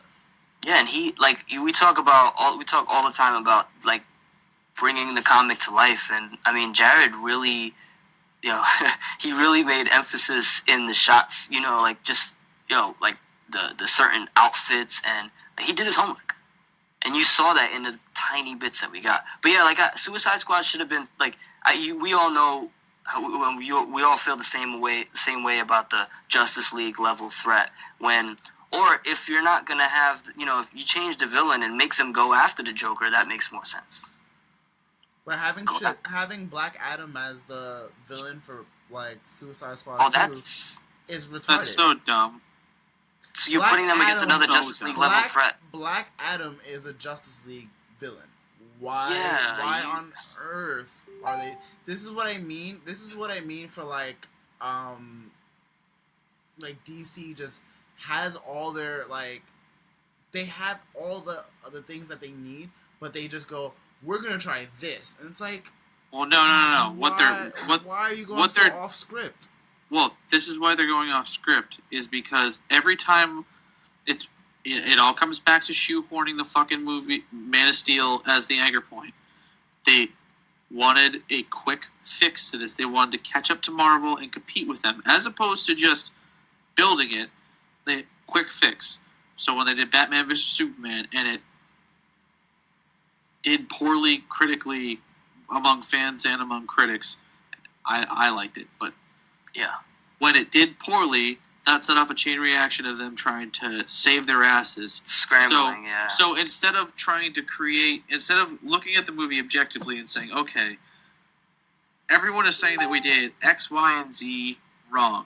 Don't take the abstract nerd shit where it's like, I want it to be as close to canon as physically possible, but if I see shots from the actual storylines that I know that this is taking from, then I've already read that. I don't want to see that in a movie. Not that bullshit, but just like, this character wouldn't do that. This character wouldn't do that. Why you have the Suicide Squad taking on a Justice League level fucking thing? It's one of those things. So instead of doing that, they're like, all right, well, let's build the hype for this, because everyone's been waiting for a movie for what I think Aquaman, or everyone's been waiting for a Suicide Squad. We need to have a Harley Quinn movie. We need to have this. It's all just like flashing lights and diversions until something hits. Yeah, and that's why you got the Justice League you got, because Wonder Woman was lighter and was much better done than all of the other movies. So Wonder Woman, they're trying to fit that now. You know what I think? I think that they really go to Comic-Con and see who's dressing up as who, and they see all these Jokers and Harley Quinns, and that's where they made their decision at. Like, all right, we're gonna do this. Like, I really don't think Warner Brothers knows. Like you just said, they don't. They're fucking scrambling for shit. So they're like, oh, let's go to Comic-Con. Let's see what's popular, because everybody's gonna go see it because everybody's dressed up as it. And then they see so many people are dressing up as Harley and the Joker, and they're doing the Suicide Squad Joker, but they don't understand that a lot of these people just do it because it's new and relevant. So yeah, we're just gonna go continue to make franchise around these people. Yeah, it's really dumb. Like, yeah, because look, with Batman versus Superman, like, you had that where the scene where it opens up with the events of the ending of Man of Steel. Yeah. Like, you see they're connecting everything. So yeah, like you said, just look back, fix things. Those two movies were not shit enough where, like, it wasn't the original Daredevil or it wasn't Catwoman shit. You know what I mean? Like, they were solid. They had sort of foundations for the most part. Like, because you can't just go and, like, those movies were so big and they're so new. Like, I mean, I'm not gonna say you can't reboot, but why? Why not just stick to your guns? Just fix it. You can fix comic books as easy as a tinkering in the storyline, or like we brought up the Flash, changing time, or Thanos using his, little things like that. Like, they could have built the whole DCEU right now around the fear of Superman, and that's kind of what they did with Suicide Squad, but not really. they brought it up. They used that line. Like, you could have had maybe the first Justice League movie, like, the superheroes feel like. I heard there was rumors that Steppenwolf brought back that originally Steppenwolf was supposed to bring back Superman, and that's why they got the black suit.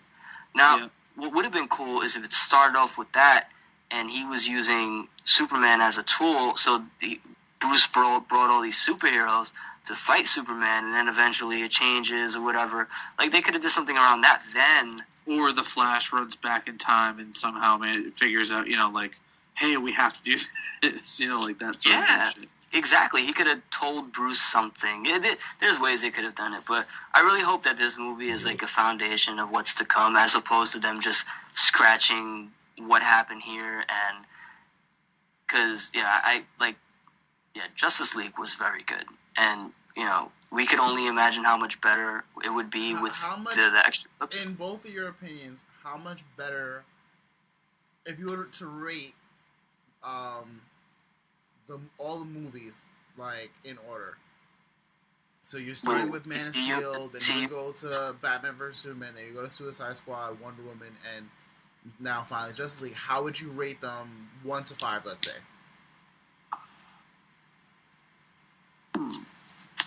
I'd have to say Wonder Woman's definitely number 1 for me. Yeah? Yeah, there's no denying that. Wonder Woman was fucking fantastic. If all of the movies had... And I would say, honestly, number 2 would be Man of Steel. Because I really liked Man of Steel. As a standalone movie, Man of Steel is a great movie. Yeah. As an anchor point, it sucks just because it's such a very stylized and a reinterpretation of the source material. Yeah. It kind of fucks the whole aesthetic up.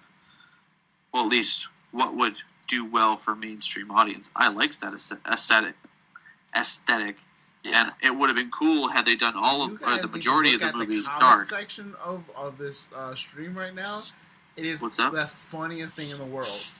The comment section of our stream is like literally the funniest thing in the world. I'll have to read it later. My computer is slow enough with all the programs I have running. I can't run.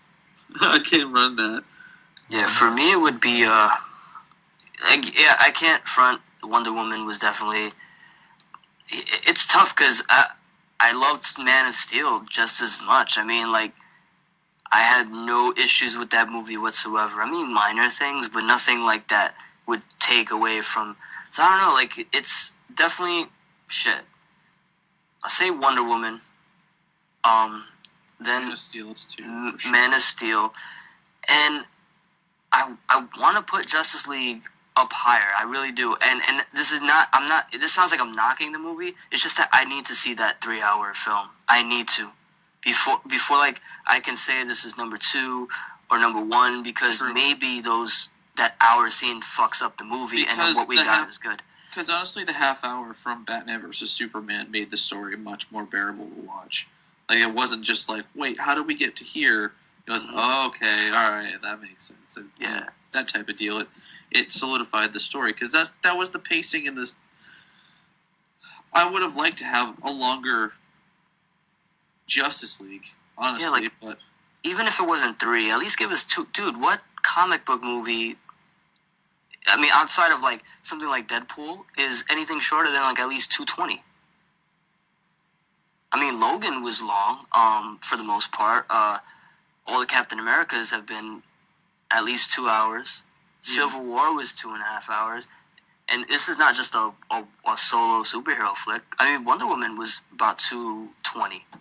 Yeah. So yeah, at least give it 2.5.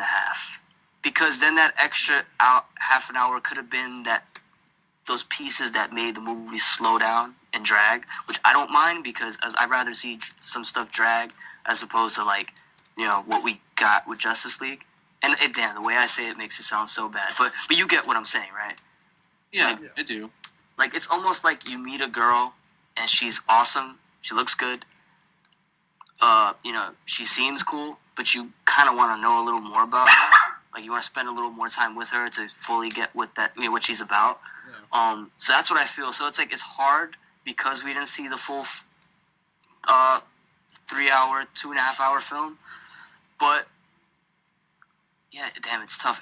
I'm an advocate for Batman versus Superman. I mean, I will openly admit, always, that there was too many stories in there. But I see people complaining about Batman supposedly killing people. Now, we didn't actually see them die, though he did run his car through them and shit. But also with that story that was being told, you could tell he didn't give a shit no more.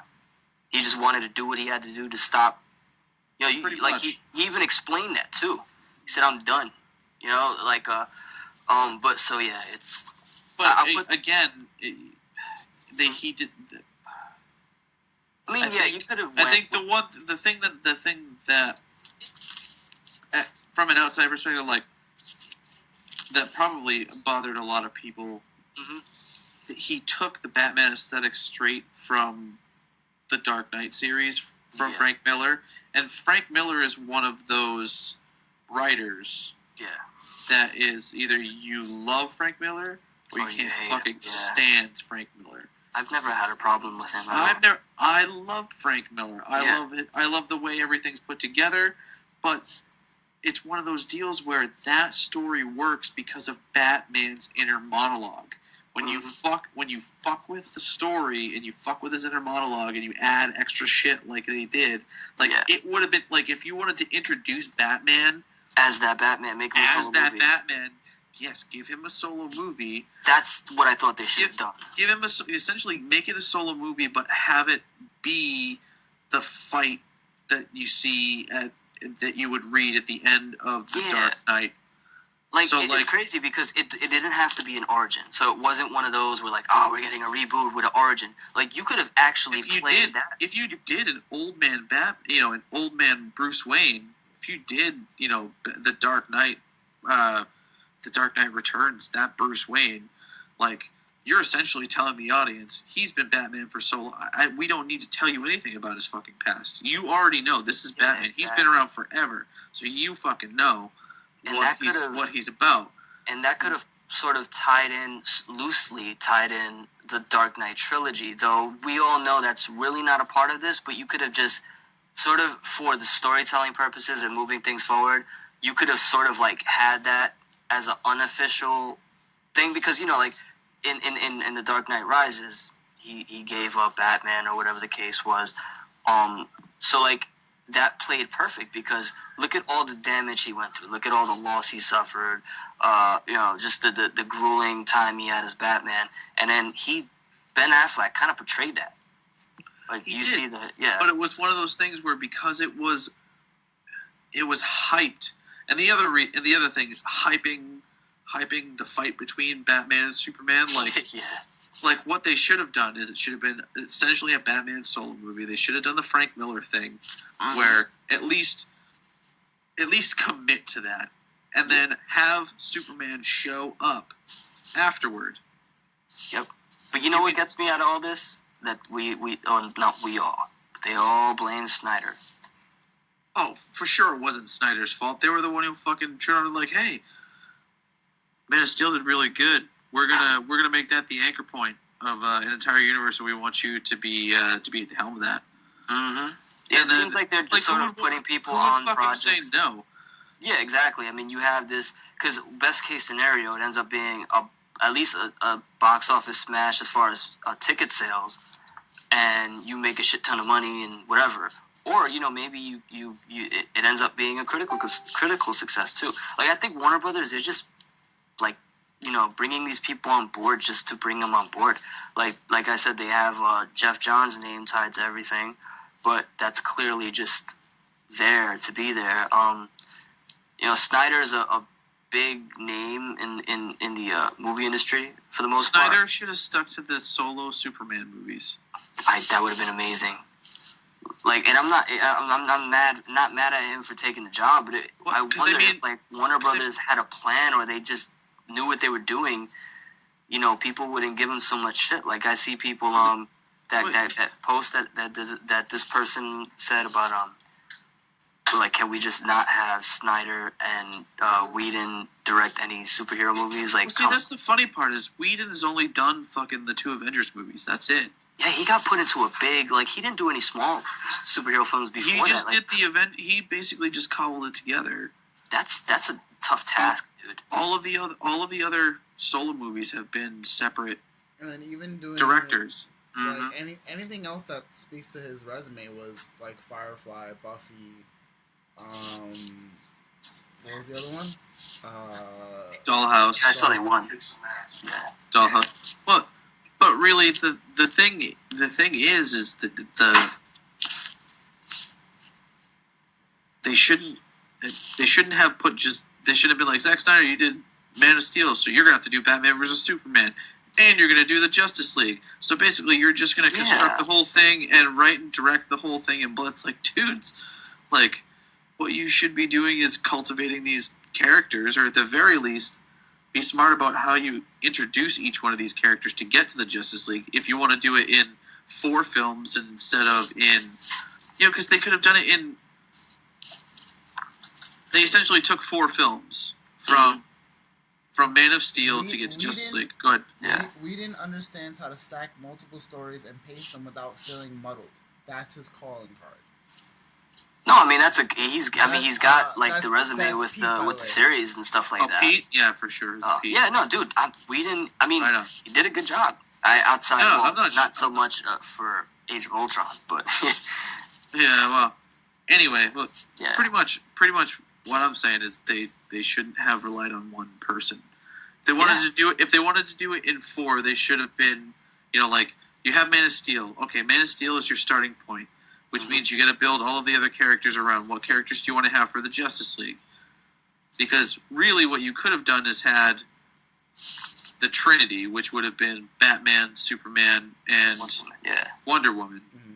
And you could have smaller secondary characters that come in for the Justice League movie, maybe possibly throwaway ones, but what they should have done instead of having Batman versus Superman is you have Man of Steel, and then you have a Batman flick where you introduce that Batman, why he is curmudgeon the way he is curmudgeon, and have the classic Dark Knight Rises or Dark Knight Returns. That's another thing that was wrong with Batman vs Superman for me. Like, they didn't give enough of like Batman to like show why he was the way he was. The funny thing was that because movie they were focusing too much on Superman. Yeah, that movie was supposed to be that movie was supposed to be Man of Steel 2. Right. And then towards the tail end of production, or maybe like the beginning of production, like before they started filming and everything, they changed it to Batman versus Superman. But this was supposed to be Man of Steel. But like we all, not we all, but they all blame Snyder. But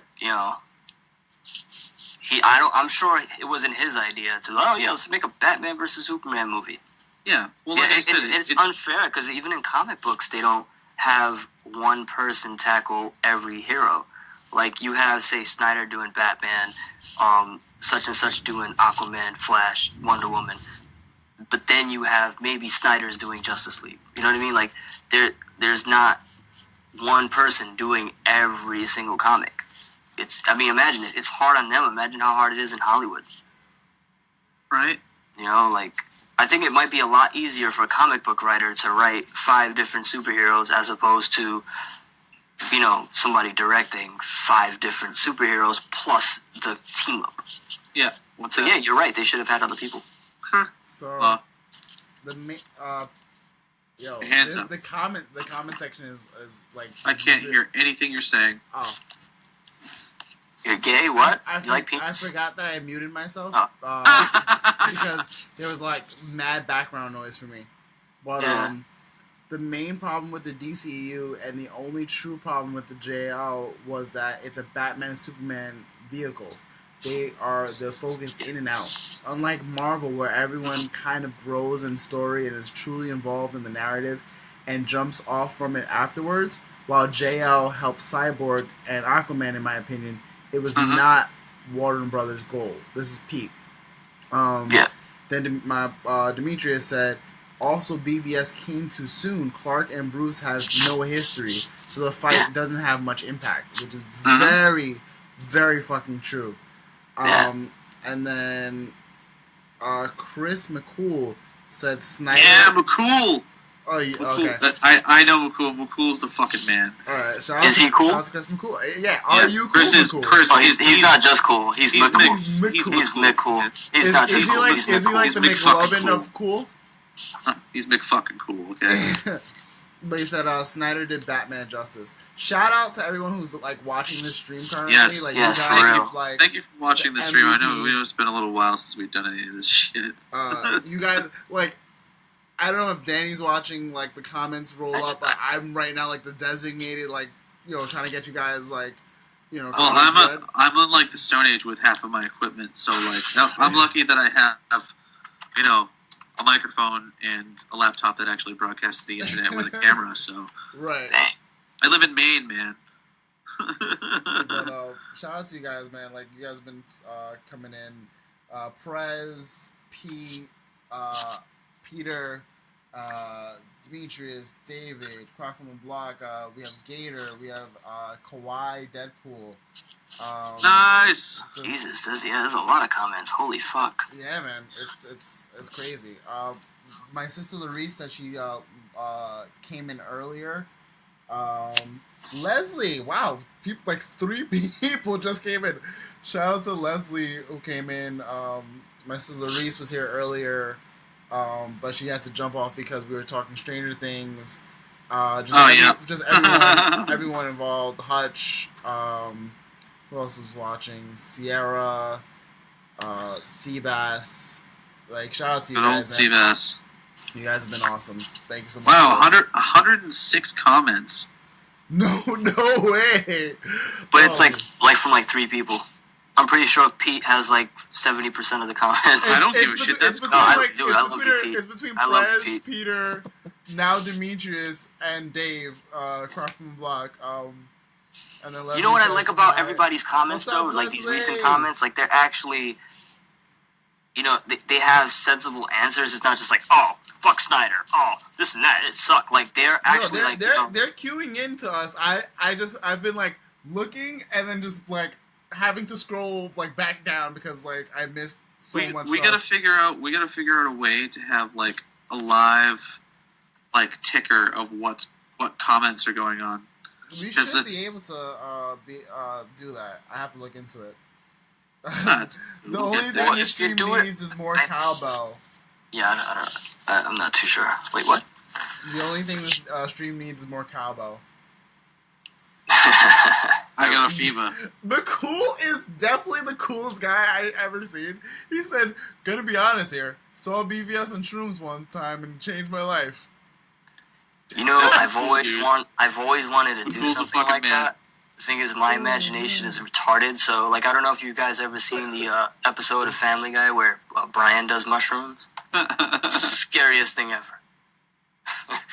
But no, like, yeah, that sounds like a fun trip. Oh, for sure. Yeah, you need to hurry up and see this movie. I mean, like, you won't be disappointed. Like, it is what it's supposed to be. Like, it is the Justice League teaming up to fight a bigger threat. How much is a movie ticket? Hold on. Okay. How much is a movie ticket, Law? It depends on where I go. Give me a fucking price. How much is a movie ticket? Like $14 now. $14. If I send you a $20 bill, so you don't have to pay for the movie yourself, will you go see the fucking movie? I would go see the movie. Okay. PayPal. There you go. Wow. You guys heard it here for I'm so not trying to spend money on this movie because I can't do it.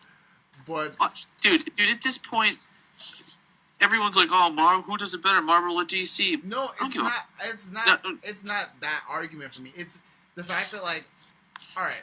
So I went into BVS more or less expecting way too much. No. Honestly, yeah. Honestly, the initial part of me expected a lot. Then I just kept seeing a lot of stuff that I was just like, you know what? I'm just gonna go in no expectations. I threw all expectations out the window, probably 2 months before the last trailer came out. And I was like, you know what? I'll take what I get and just go from there. But watching it felt so I don't know what I expected, and I really got less than that. You know what I mean? I think you expected more than you thought you did. Who made the comment about Marvel doing better with their no-name characters? Pete, probably. Pete? Yeah, it's funny because they had no choice. See, that's the thing. They had DC to make. Doesn't have to do that. That's where Warner Brothers is fucking up. Danny and Tommy are fans of Batman vs Superman, or at least I can appreciate it more than I can. See, I like it because I love Frank Miller. and that Right. movie totally reminded me of Frank Miller, and which is why I was upset that there was no Carrie Kelly, which I bring up every goddamn time we talk about this universe. Never gonna get that. I'm never gonna get it. I'll never be happy. We'll get like a Star Trek Green Lantern crossover before we get that. I'll be so pissed. So we have two Petes in the. So it's Peter and Pete. Who's the other Peter? Insomnia Cookies. Pete. So that Pete Peter, and our okay. Fat Guy Inc. Pete. So we have two Petes, lots of beards. Yeah, Demetrius, message me and we'll get a thing going. He said that. I haven't read that Star Trek Green Lantern book, Pete. I saw it. Like I keep hearing about it, but I haven't checked it out yet. I still haven't read the Ninja Turtle Batman crossovers on both sides of it, because there's an IDW version and there's a DC version. There's so much Martha in this fucking thread. It's killing me right now. All right, I want to say something about that whole thing, and why I think people are fucking morons for shitting on that whole Martha thing. Oh, it just happened to be a coincidence. Oh, Martha. Oh, now we're instantly best friends. Was no one paying attention during the whole movie? Like, that was actually a very critical plot point. Was no one paying attention to that movie? That the whole time Batman just looked at Superman as this alien threat that wasn't human. So therefore, he looked at him as something, as an animal that was bigger and stronger than him. You wouldn't have a mother, to take down. You wouldn't care about your mother. Yeah, you wouldn't care. And then when he says Martha, so first of all, the Martha shocks him because, oh, holy shit, not only is this guy an alien, but his mother, or at least his mother here, has the same fucking name that my mother had. And second of all, this guy's a fucking mother. Like, he's an alien from somewhere else that can break shit. It humanizes Superman, which is why Batman doesn't fucking kill him. And they're still not best friends. Like, I mean, dude, look at Justice League. Well, I don't know. Well, there were certain points in the movie, yeah, but I mean, like, Batman was basically like licking Superman's balls in fucking Justice League. Like, it was like he was kissing the dude's feet. Because, I mean, now you're talking me even more out of seeing this movie. Dude, it's not that serious. Like, he's exaggerating. But yeah, I'm exaggerating by a lot, actually. No, but like the thing is, like, because you look at it, you've got Aquaman, who, I mean, yeah, he's stronger, but he doesn't know much about him. Wonder Woman, she's stronger, but that's it. And the Flash. But we're going against a fucking being from another galaxy, planet, whatever, that, like, who knows, an alien. So what better way to fight an alien than an alien? So he had, like, but the whole beacon of hope shit, like, that was the only thing that irked me between both movies, was that the change was so absolutely sudden. It wasn't like an uneasy alliance where, like, all right, oh yeah, I mean, you're a hell of a lot more human than I thought you were, and your mother is in danger, and you know what I mean? Like, it shouldn't have just been instant. But I feel like the way that they put that together was actually really good. It shouldn't have been so goddamn, like, oh my god, he's a threat to the entire world. I need to kill him before he kills us. He was a beacon of hope, that he was the light that the world looked at. And obviously, I'm exaggerating here on both sides, but that's essentially what it was. Wait, hold up, Pete, did you watch the movie? Answer my question in the comments. Just say yes or no. Thoughts on Peter, not Pete. Peter. So thoughts on using a non-Hal Jordan Green Lantern? Yes. I do think they need to establish Hal, but they don't need Hal. No. Give me a fucking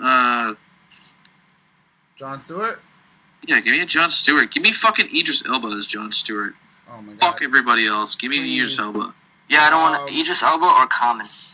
And then either one. Also, should there be a Robin in the DCU if they do Grayson as Nightwing?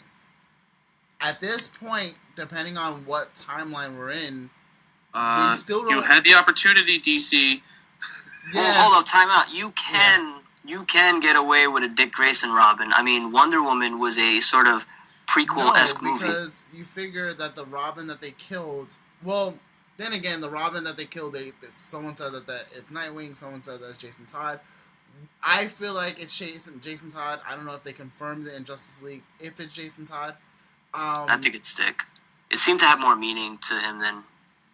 Why? But it's just as impactful if it's still Jason though. Oh yeah, if Nightwing is being made in these films, then yeah. But it would have to be maybe Jason Todd or. I mean, there could be maybe he thinks he's dead. You know what I mean? Like. So if we did have a Robin, I would throw my hat in and just say I actually would go with Tommy on this one and go Carrie Kelly, because at this point to bring in Damian needs too much explanation. To bring in Tim doesn't need explanation, but I feel like Tim doesn't fit this universe at all.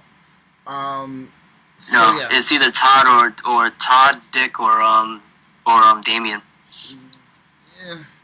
Can we get a Watchtower? That would be amazing. I'm surprised that they didn't even hint at it from what I've been seeing of the spoiler-filled comment section. Not our comment section. You guys are amazing, but everyone else's that I've been seeing. There wasn't a Watchtower, but that's all I'm saying. But that's it. Okay. Next. Yeah, that is next topic. That you should. Yeah. Dude, watch the goddamn movie. Watch the goddamn movie. Go leave right now. Watch the movie. Jason Todd destroyed Batman in the comics for years. Idris and Common. Common was another he's been a rumored pick for a long time. Yeah. Him and Idris Elba. I don't want to see nobody else. I got so mad when they brought up Rock the Dwayne Johnson. So pissed off about dude. Wow. I mean, Dwayne. I don't mind seeing him in films. Just dude, I still don't buy him as Black Adam. Though I will. I'm gonna stop myself right there because I preach about giving people chances. I'm just so against throwing him in there just for the sake of throwing him in there. It's not like he's potentially an amazing actor. We just don't know it. It's just that The Rock, man, we don't need him everywhere. People will still go see Fast and the Furious if he's not in it. You realize people made jokes already because of in Rampage and in what's this movie that Jumanji? He looks like he's wearing the same exact Jungle Safari outfit. Yes, and watch the trailer for San Andreas. I haven't seen that trailer in ages, and I've only seen it once. But it looks like they took scenes from the helicopter, same both movies. You know what I mean? He took from San Andreas and put it there because it's the same director. I mean, that may not be a bad movie. I don't think it's gonna be good, but it's just it looks like a bunch of shit thrown into one thing. King Kong, Planet of the Apes. He buys Peter buys Black Adam more than he buys Zach Levy as Shazam. I thought Channing Tatum should have been Shazam. Yes, because he's I'll tell you guys, John Cena. Yes, or John. Oh, that would be perfect if you had The Rock, because those two guys, Cena and well, first of all, it's a cash grab. Cena and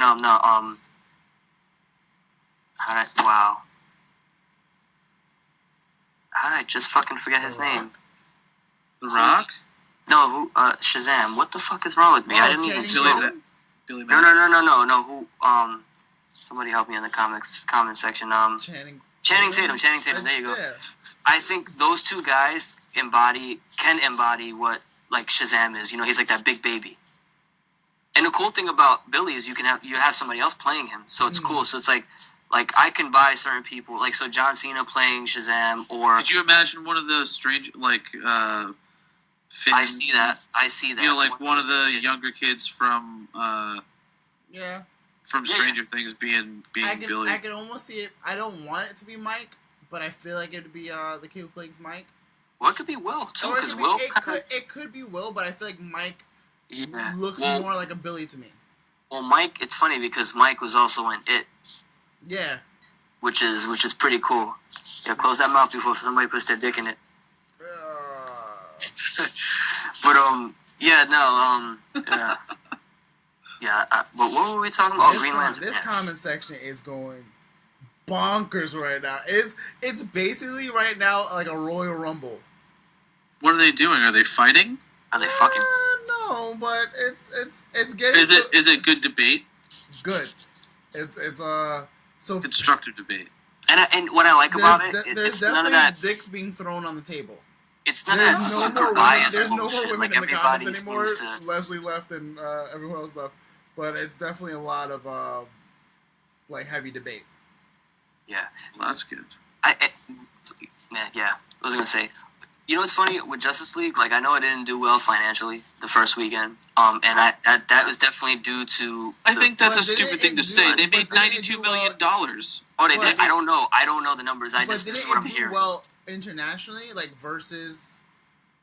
Yeah, they made $92 million in the States and $146 million internationally. So that's great. So $200 million. They made like $250 million plus in the that's first great. weekend. Yeah, a lot of people don't look at worldwide. Worldwide is important because you could do well in America, but selling worldwide, I mean, that just ups it by. But no. But I don't know the numbers. I just heard. But my thing is this: like, I'm sure this is one of those movies like it'll pick up by word of mouth because on my Facebook at least, most of the people commenting about the film has not said anything bad about it. It's either they really liked it or it was good.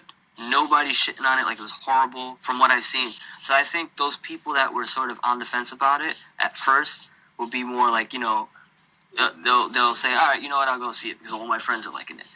But it's just a shame that like Rotten Tomatoes, they have such an influence and it's weird because these people, like if you look at these guys, like they don't care about these movies. They're not. Yeah, they're not invested. Like, dude, all those people that reviewed Power Rangers, like 90% of the people on Rotten Tomato that reviewed them, like they would never watch Power Rangers from a hole in a wall. So why waste your time? You know it's not going to be a fucking Gone with the Wind kind of film. Like, dude, like I said in my 10 minutes or less, it's a fantasy world. So check your fucking brain at the door before you even go in the fucking movie theater. Check your brain at the door. It's better. Of course, it's going to work out for the good guys. It's a fucking superhero movie, so that's exactly what's going to happen. No matter what you think, the good guys are going to come out on top. When it's too dark and bleak, then it's like, oh, it's too dark and bleak, dude. You want those fucking superheroes to? You want to have that sense of like, shit, are they going to win? Like, have you guys seen The Punisher yet? Have you finished it or got through? I haven't finished it. I'm on episode 9, I think, 9 or 10. Okay, so like, there's points where like he's going to survive, but there's points. I don't know if you've got that far, but there's points where, like, you just feel like, is he going to fucking, like, bite the bullet? You know what I mean? Like, you know that's not going to happen. But even not with him, but with other characters that are important, Power Rangers wasn't bad. But, I mean... It's been going crazy right now. I mean, but compare Power Rangers to the shit fest that was the original Power Rangers, though we all love it because we grew up on it. But, I mean, it wasn't perfect. Definitely has room for improvement, but... Demetrius I liked literally said the same thing as you at the same time. Power Rangers wasn't bad. Reading what he said. Power Rangers wasn't bad, but I mean there was definitely room for improvement. The pacing was off. Yeah, I was reading what he said. Oh, okay. Whoops. Yeah. Whoopsies. I thought I was the only one who was... You know what's funny? Power Rangers is not like the greatest movie ever, but for 2017, it is my second favorite movie. Why? Because I didn't think it was going to be that entertaining. I thought it was just going to be like shit, like I'm like, all right, I hope it's good, but I didn't think, and it actually, like, for the most part, like, I wanted it to be good just because all of the fanboys were like, oh, it's going to be garbage, look at this, it doesn't look like this, it's going to have it. It was great when you see certain people change their, That's like, I hope it's great, and I hope that these fucking people eat all of their words. Yeah. Just because fuck them. Yeah, no, and it was cool to see certain people, like shitting on it before they see, I'm not going to spend my money, I'm going to hate it. And then when they got out of it, like, oh, I gave it a 9 out of 10. Like, but yeah, it's funny. This is actually my second favorite movie of the year, despite all the amazing movies that it came out, just because it was a surprise. But, that's just me, because we all have our own opinions, right?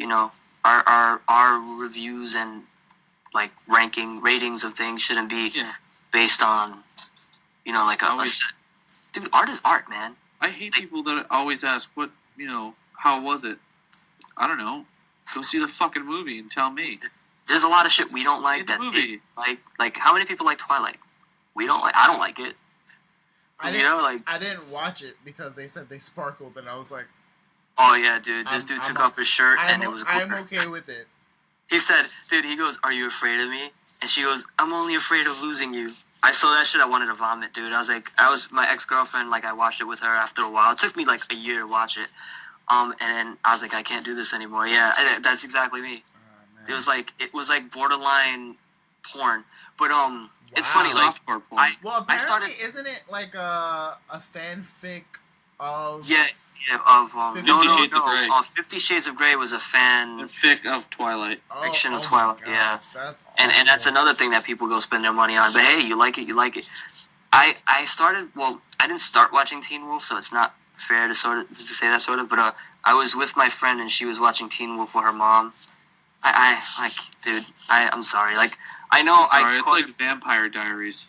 When I watched that, and I was just I asked my friend. They I was like, actually do a good job with a lot of lore, which is why I mean, it watch had some more than cool most. shit in there, but the heavy reliance on, and I know who this show is aimed at, but the heavy reliance on, everything's got to be a love triangle or whatever. Like, they can't go one episode without. I was like, I can't do that. I mean, I know what the show's for chicks for the most part, or for young teens, whatever. It wasn't horrible. I just couldn't what's that? What was that show? The Shannara Chronicles.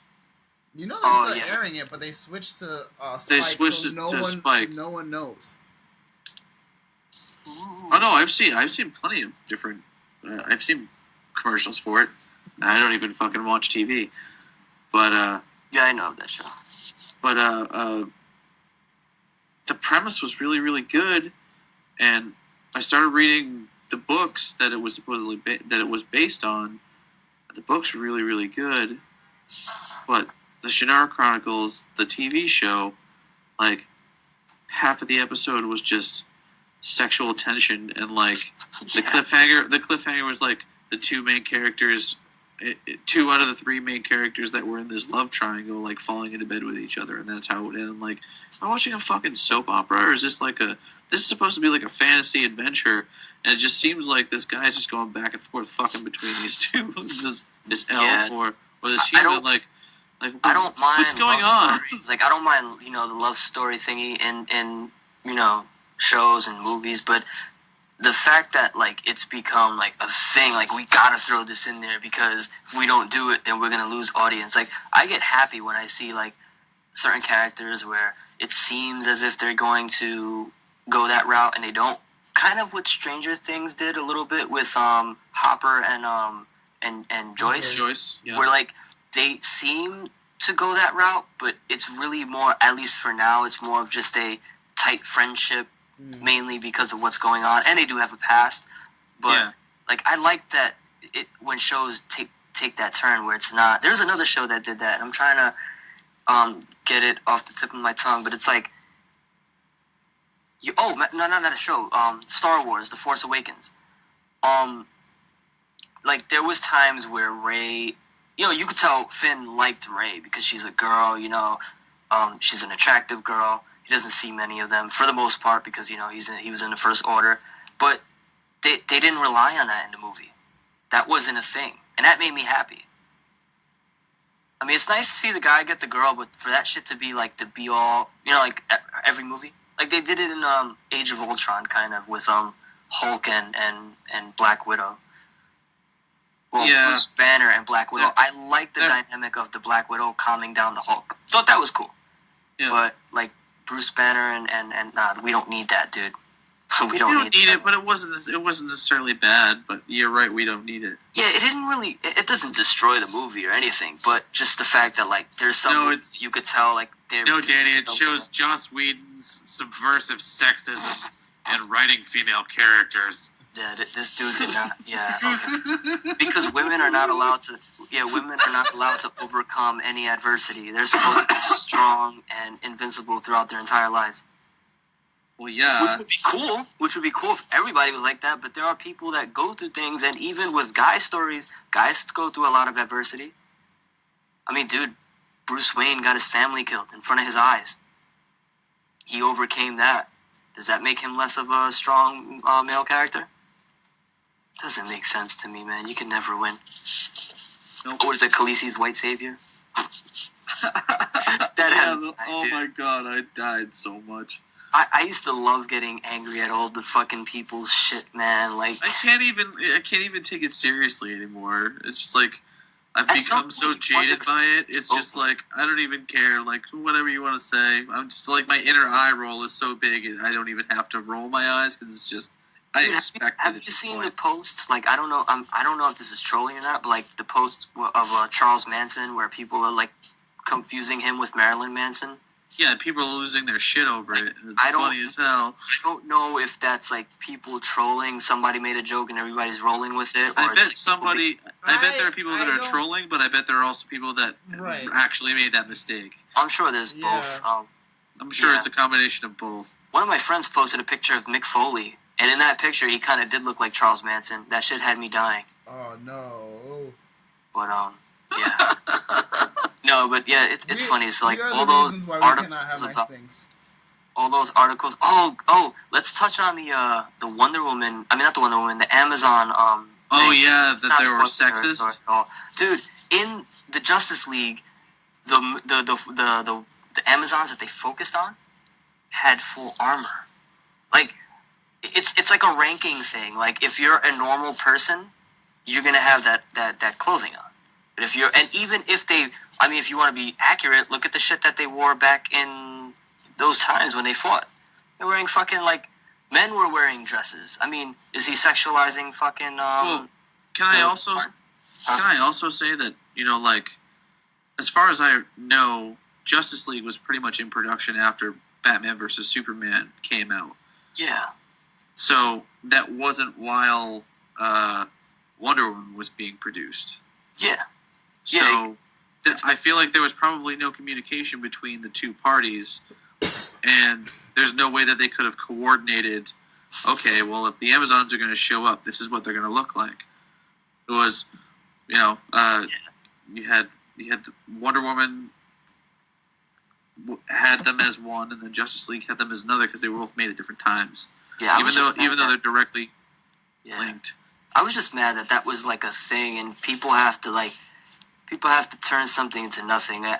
If you want to go and look at history and see the kind of things that people wore to war, I mean, it wasn't, so it's like people fought in gowns and shit, you know? It's just amazing that we have to turn things into things that are not things and make people look bad. And I love that it's these people that, and I'm sure that there are some historians out there that correct this, but then again, it's also one of those deals where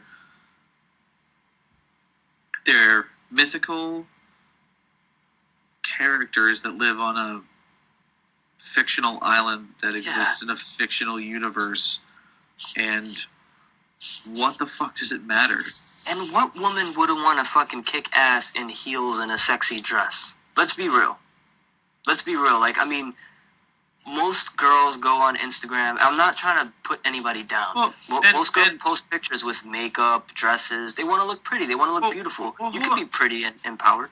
Can I just throw out here that if people were paying attention, a lot of the Amazons in the Wonder Woman movie were wearing like wedges. They were wearing essentially heels, and they were for having armor, they were fairly scantily clad, which good for them. They're fucking Amazons. They can do whatever the goddamn well they please.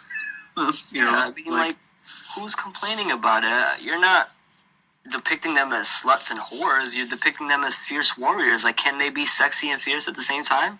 Like, it's weird now how. No, but Danny, they can't do that if it's a man directing. Yeah, that's true. I forgot about that. If a man's directing or writing or has any involvement whatsoever, then obviously it is a sexualization and objectification of those women. As opposed to if it was a woman, then it would be showing that they were strong and powerful. You want to take Pete's comment? Oh, Pete's right. I was just about to point that out too, dude. Everything he just said there. And Anthony, Ant said, "Careful, Danny." Yeah, I know, right? I'm about to have people picketing outside my house.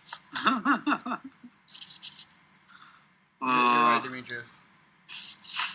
Yeah, it's crazy. Like, it's a lose-lose thing. I mean, I don't know. There's all different types of women. There's all different types of men. Like, whatever. This wasn't an issue before, and I know things are changing, and we're becoming more aware of things. And I'm not trying to like push sexual harassment and all that shit. Like, I mean, that's wrong, but like, we're not. I mean, whatever. Like you said, if a guy's doing it, they're wrong. Yep. But Why make that joke? I can't say anything. I'm a Hey. white male in his 30s. Why is it literally okay? the worst thing ever. Why is it okay for every girl and their mother to post that picture of Aquaman with no shirt on? Because it's societal, man. It's literally society. It's totally different for a guy to walk around, a buff guy to walk around with his shirt off. Yep. But whatever. But it's just weird that became a thing, and I'm not surprised. It's just like, damn, like, you didn't even see the movie, and you're talking shit about something that, like, yeah, I'm trying to breathe. This is a tough topic, man. It's like we've become so sensitive. Oh, Tom knows the story about the Instagram post. I'm not even gonna get into it because it was just crazy. I know the story. I'm directly involved in it. Yeah, you're directly involved in it, and it's just we'll talk about this off there. But Law knows too. Law was in on it. I told him about it. It was a group chat. Dude, I posted it in the group chat. Yeah, I remember that. I forgot that I told everybody. But yeah, it's just crazy how, like, everybody claims to be open-minded and strong and they don't give a fuck and, this and that. But everybody's so sensitive and it's crazy. There's people out there. There are bad people out there. But, people are getting knocked for nothing. Not everybody's this terrible, horrible person. Yeah, right? I remember when I made that joke about Wonder Woman when she was lesbian, because I know firsthand lesbians that became lesbians because they dealt with bad exes, like baby daddies and whatnot. Yep. So, yeah, I made that joke. Oh, I wonder if Wonder Woman went to my tattoo shop. Like, oh, man, like... and then I got chewed out, dude. You guys remember I remember. That was awesome. I got chewed out, man. Like, yeah. It's a joke. Whatever, though. I just love it when people say, oh, well, what if I made that kind of joke about you? Do it. Say... I don't care. Man, like, I don't care what you think of me. It does not... Oh, the, like, race jokes, none of that stuff bothers me. Like, I'm at an age where I know what a joke is, and, like... Actually, growing up, I remember, like, just not letting things bother me. Like, people made fun of me. I'm pretty sure people still make fun of me. Like, people have things to say, whether they say it to your face now. But, like, I don't care. Like, I was watching this. Now, this is fucked up, but they have this Allahu Akbar compilation video. And there's this one clip where somebody cut from Toy Story where Buzz was flying with Woody and... Buzz thought, Woody thought they were trying to get into the truck, and he was like, we missed the truck.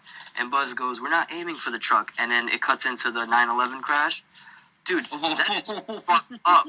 But it was hilarious. It was so fucked up. I'm going to send you the video.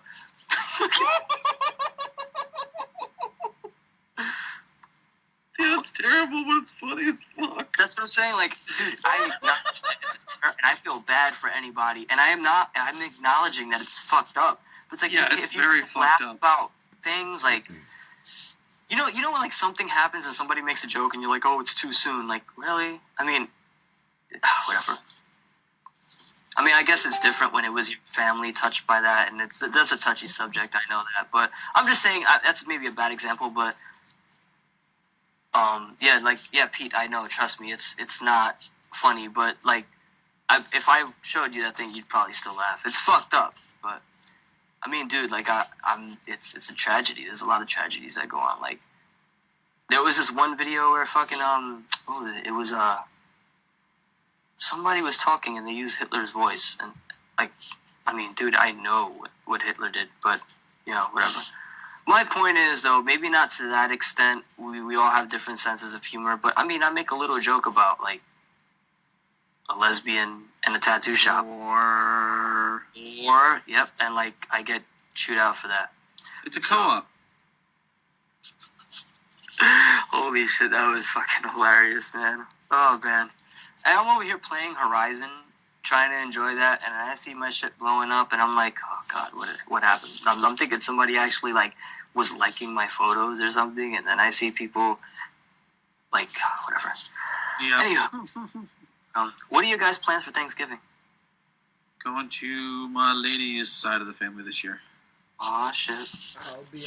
Going to see my Italian side of the family. What about you, Law? I'll be at my sister's upstate with most of the fam. I think, like the nieces, nephews. I'll see like Zayas tomorrow, Larice, siblings, and my dad, mom, the whole shebang kind of thing. It makes it so much easier that now she has the house and it's big, so she's like, you fuckers are coming this way. I'm not going to you guys. I'm traveling everywhere else. You guys just all come here, and she's now acting as like the central hub, which works out nicely. That's Nice. What are you up to there, Danny boy? I was gonna fap all day, but my cousin, we're gonna go to her house. Used to be my aunt and uncle's house, but they moved to the Poconos. But yeah, it's funny. She's like, she's like, yo, come through tomorrow. I mean, we're on Thanksgiving. She goes, everybody's gonna, my uncle and my aunt are gonna be over, but they're gonna be cooking. Cause usually when you have somebody come to your house, you're cooking. Yeah. So she's like, they're cooking. I was like, you're a smart gal. But yes, I'm gonna be doing that and enjoying the festivities of Black Friday, and not the Black Friday where people jump each other for TVs. Like, I'm gonna go early Friday morning to Best Buy, pick up some Blu-rays, go to GameStop, pick up some video games. Like, yeah, I don't do that $500 trample over people shit for TV stuff. But yeah, so it should be a chill weekend. Probably play some more. I want to say that the Giants game is on, and I'm happy about that, but they confused me because they've been horrible this year, and then they decided to beat the Chiefs. Right? I mean, you want to see your team win, yeah, but then you also want to see your team get a. But then again, you know what? Football is cool because you can have a number 1 overall pick, and that doesn't mean anything. That's one of the few sports that they actually like look into the draft. I wish the NBA would do that, but yeah. So I don't know. I want to say I'm excited about that, but it would be nice if they were playing something. Watch the game with my uncle because we're all hardcore Giants fans. But whatever. But food, that should be fun. Noms. Yeah, it would be nice if we could all spend a Thanksgiving together. I think that was like the plan of like a year or two Have a ago, Friendsgiving? but that would be Friendsgiving, cool. yeah. We could try for like a Friendsmas. Friendsmas, that would be awesome. So you know what I found out? That at GameStop, if you work there, employees can rent used games. I did not know that, and that's pretty cool. Doesn't matter what game it is, it could be a brand new game as long as it's used. So that's pretty cool. Like, all right, we got it. You got the bigger beard. You can do all this cool shit but with it. I'm just thinking. That's pretty cool because so the thing was like Sensei over here. I would rent games that I normally wouldn't buy just to review them, to have more content out. Like, I wanted to rent Call of Duty, the one that just came out, just to play the campaign. Because I don't care about online on Call of Duty. I think that shit is annoying. I waste my time with GTA. But yeah, so like playing short campaigns like that. But I thought that was pretty cool. He said, "Fuck his beard." Who said that? Pete said, "Fuck his beard." As in, he wants to fuck your beard, or fuck your beard like go to hell kind of shit. Pete, what did I do to you, Pete? I'm on a Stone Age computer. Don't get mad at me because he's either jelly or he wants to like fuck your beard. Like, I can make a hole for you. He can make a bunch of holes. Become hentai real quick. I can put it into like pigtails for you. Yo, can we all like make a petition right now that by the end of 2017 we need to see Tom and Viking beard like beats? Hey, your beard looks like a vagina. Yeah. Oh yeah, do like Sheamus, the wrestler. Yeah, do that beard shit. That'd be cool. Just once, just for We're like. Gonna make a boudoir. Oh yeah, for the dude, I want to do a fucking bearded boudoir. Like, Pete, let's get on that. You tell me when to come down. I will wear whatever or nothing. Whatever. I could just picture you like, oh, you should do the whole Jabba the Hutt, Princess Leia thing. Princess Leia thing. Oh my god, that'd be the best thing ever. Is it just gonna be like a full bearded? You guys ever see that? You guys ever see that? Each month will be like a slightly darker beard. Like, it'll just go from like 5 o'clock shadow to like full on Tommy. You have to be like December beard. I'm sure we could find someone else to be December. I'm sure it'll probably be like we have enough friends. I'm sure. August or September, maybe October if I'm lucky. I've met some fellas that have some pretty big beards. September could be like you could put like fall leaves on it. Halloween, October obviously the Halloween beard. November, put some put some food in it or some shit. Make it into a turkey. Yeah, there you go. Get a little messy. You can and then obviously December is Christmas. New Year's you just January you could just like put like 2018 whatever year it is, you know. Get like you gotta put like streamers in it. Just beer caps and shit like Christmas that. Lights on your beard. Just wrap it around your beard. No lie, my girl sent me somebody who had like Christmas like lights in their beard, and she was like, "You down?" And I was like, "Don't tempt me. Like, don't. You need to not tempt me with good ideas." I'm sorry, I just can't do it. People have asked me if I was gonna do like glitter beard or tinsel beard. I'm like, it's just gonna get. I was like, this shit's gonna get everywhere. I was like, you know, how much fucking hair is right here. My only thing is like messy shit. Like glitter just gets everywhere, and then like it'll be like 3 months, and I'll just be like, why is there still fucking glitter everywhere?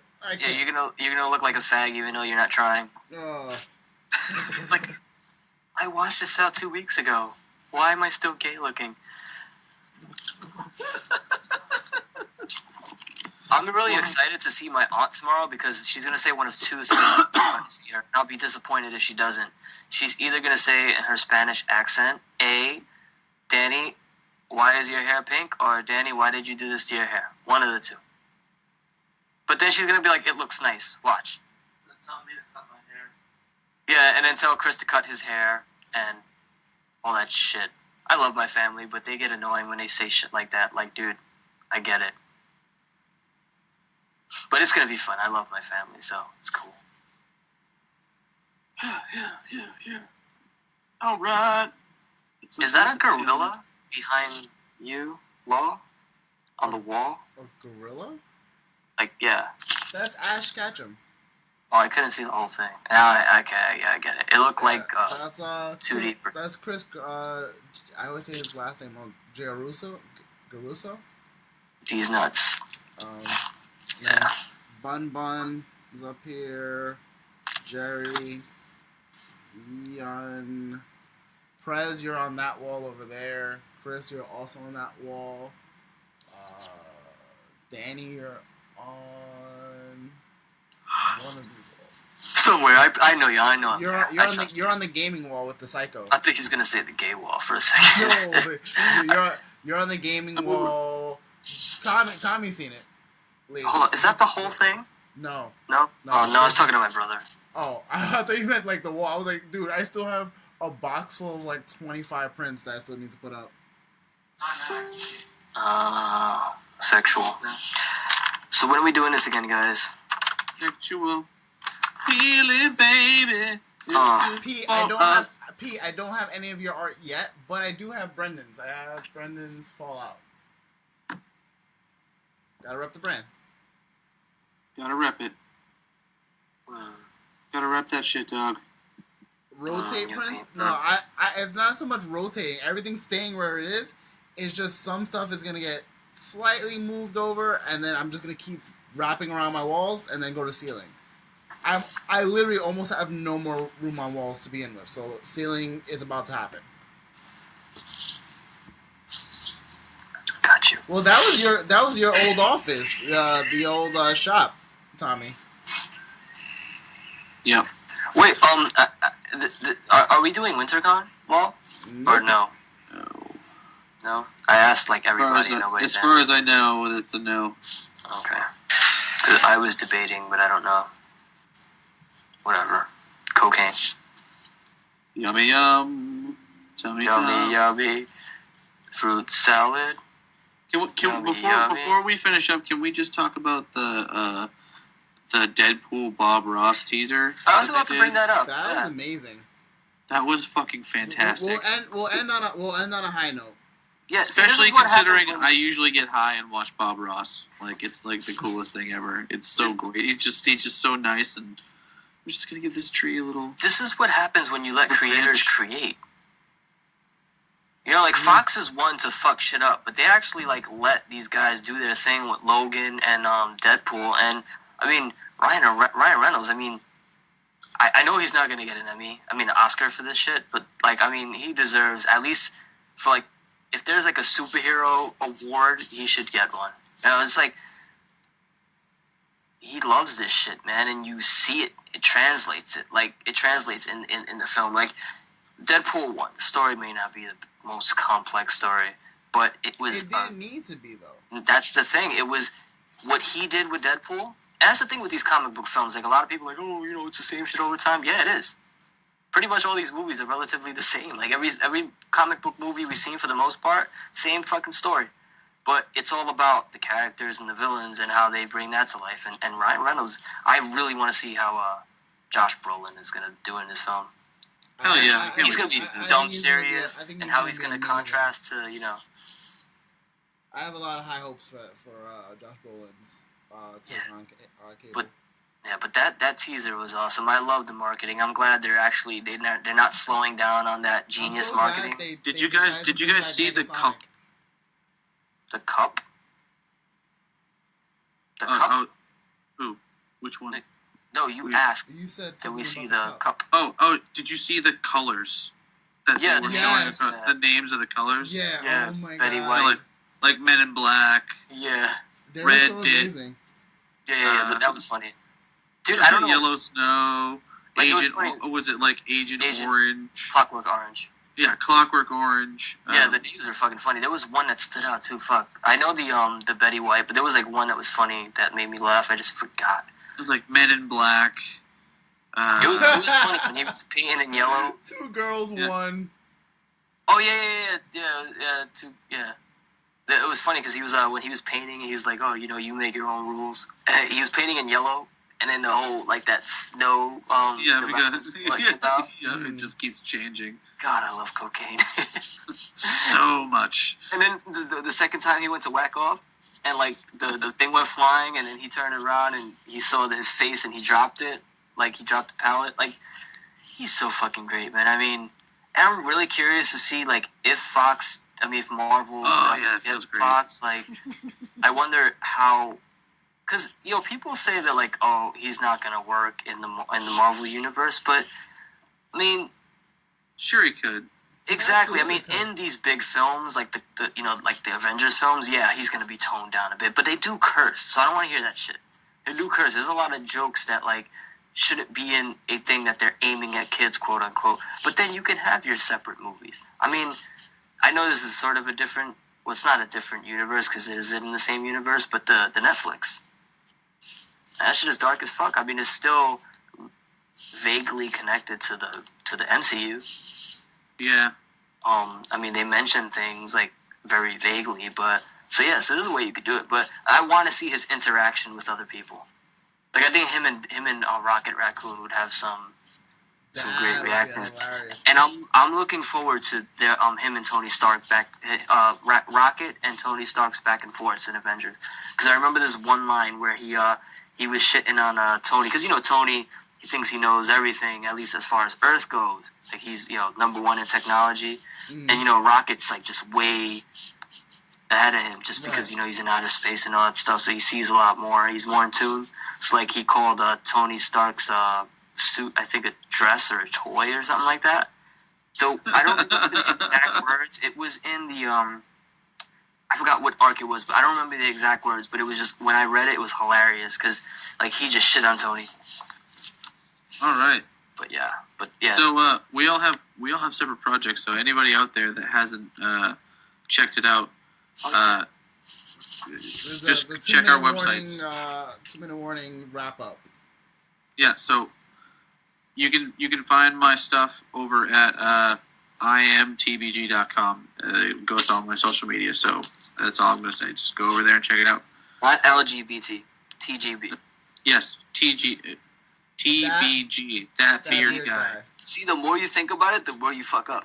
Yep. Because I was like, when I was trying to joke guy. about it, like, yeah, that beard guy, not the lesbian bisexual organization. Nothing against it, but it's not the same. This is Thomas's. Yeah. What's your website, La? TAOS, TAOS by law. So it's the art of storytelling by law. Oh, that's what TAOS means. Yes. I don't know why I didn't get that. I knew that and then I forgot it. It also has it has multiple meanings, but the acronym itself stands for the art of storytelling. Titties and ass on Sunday. And what's your website, Danny?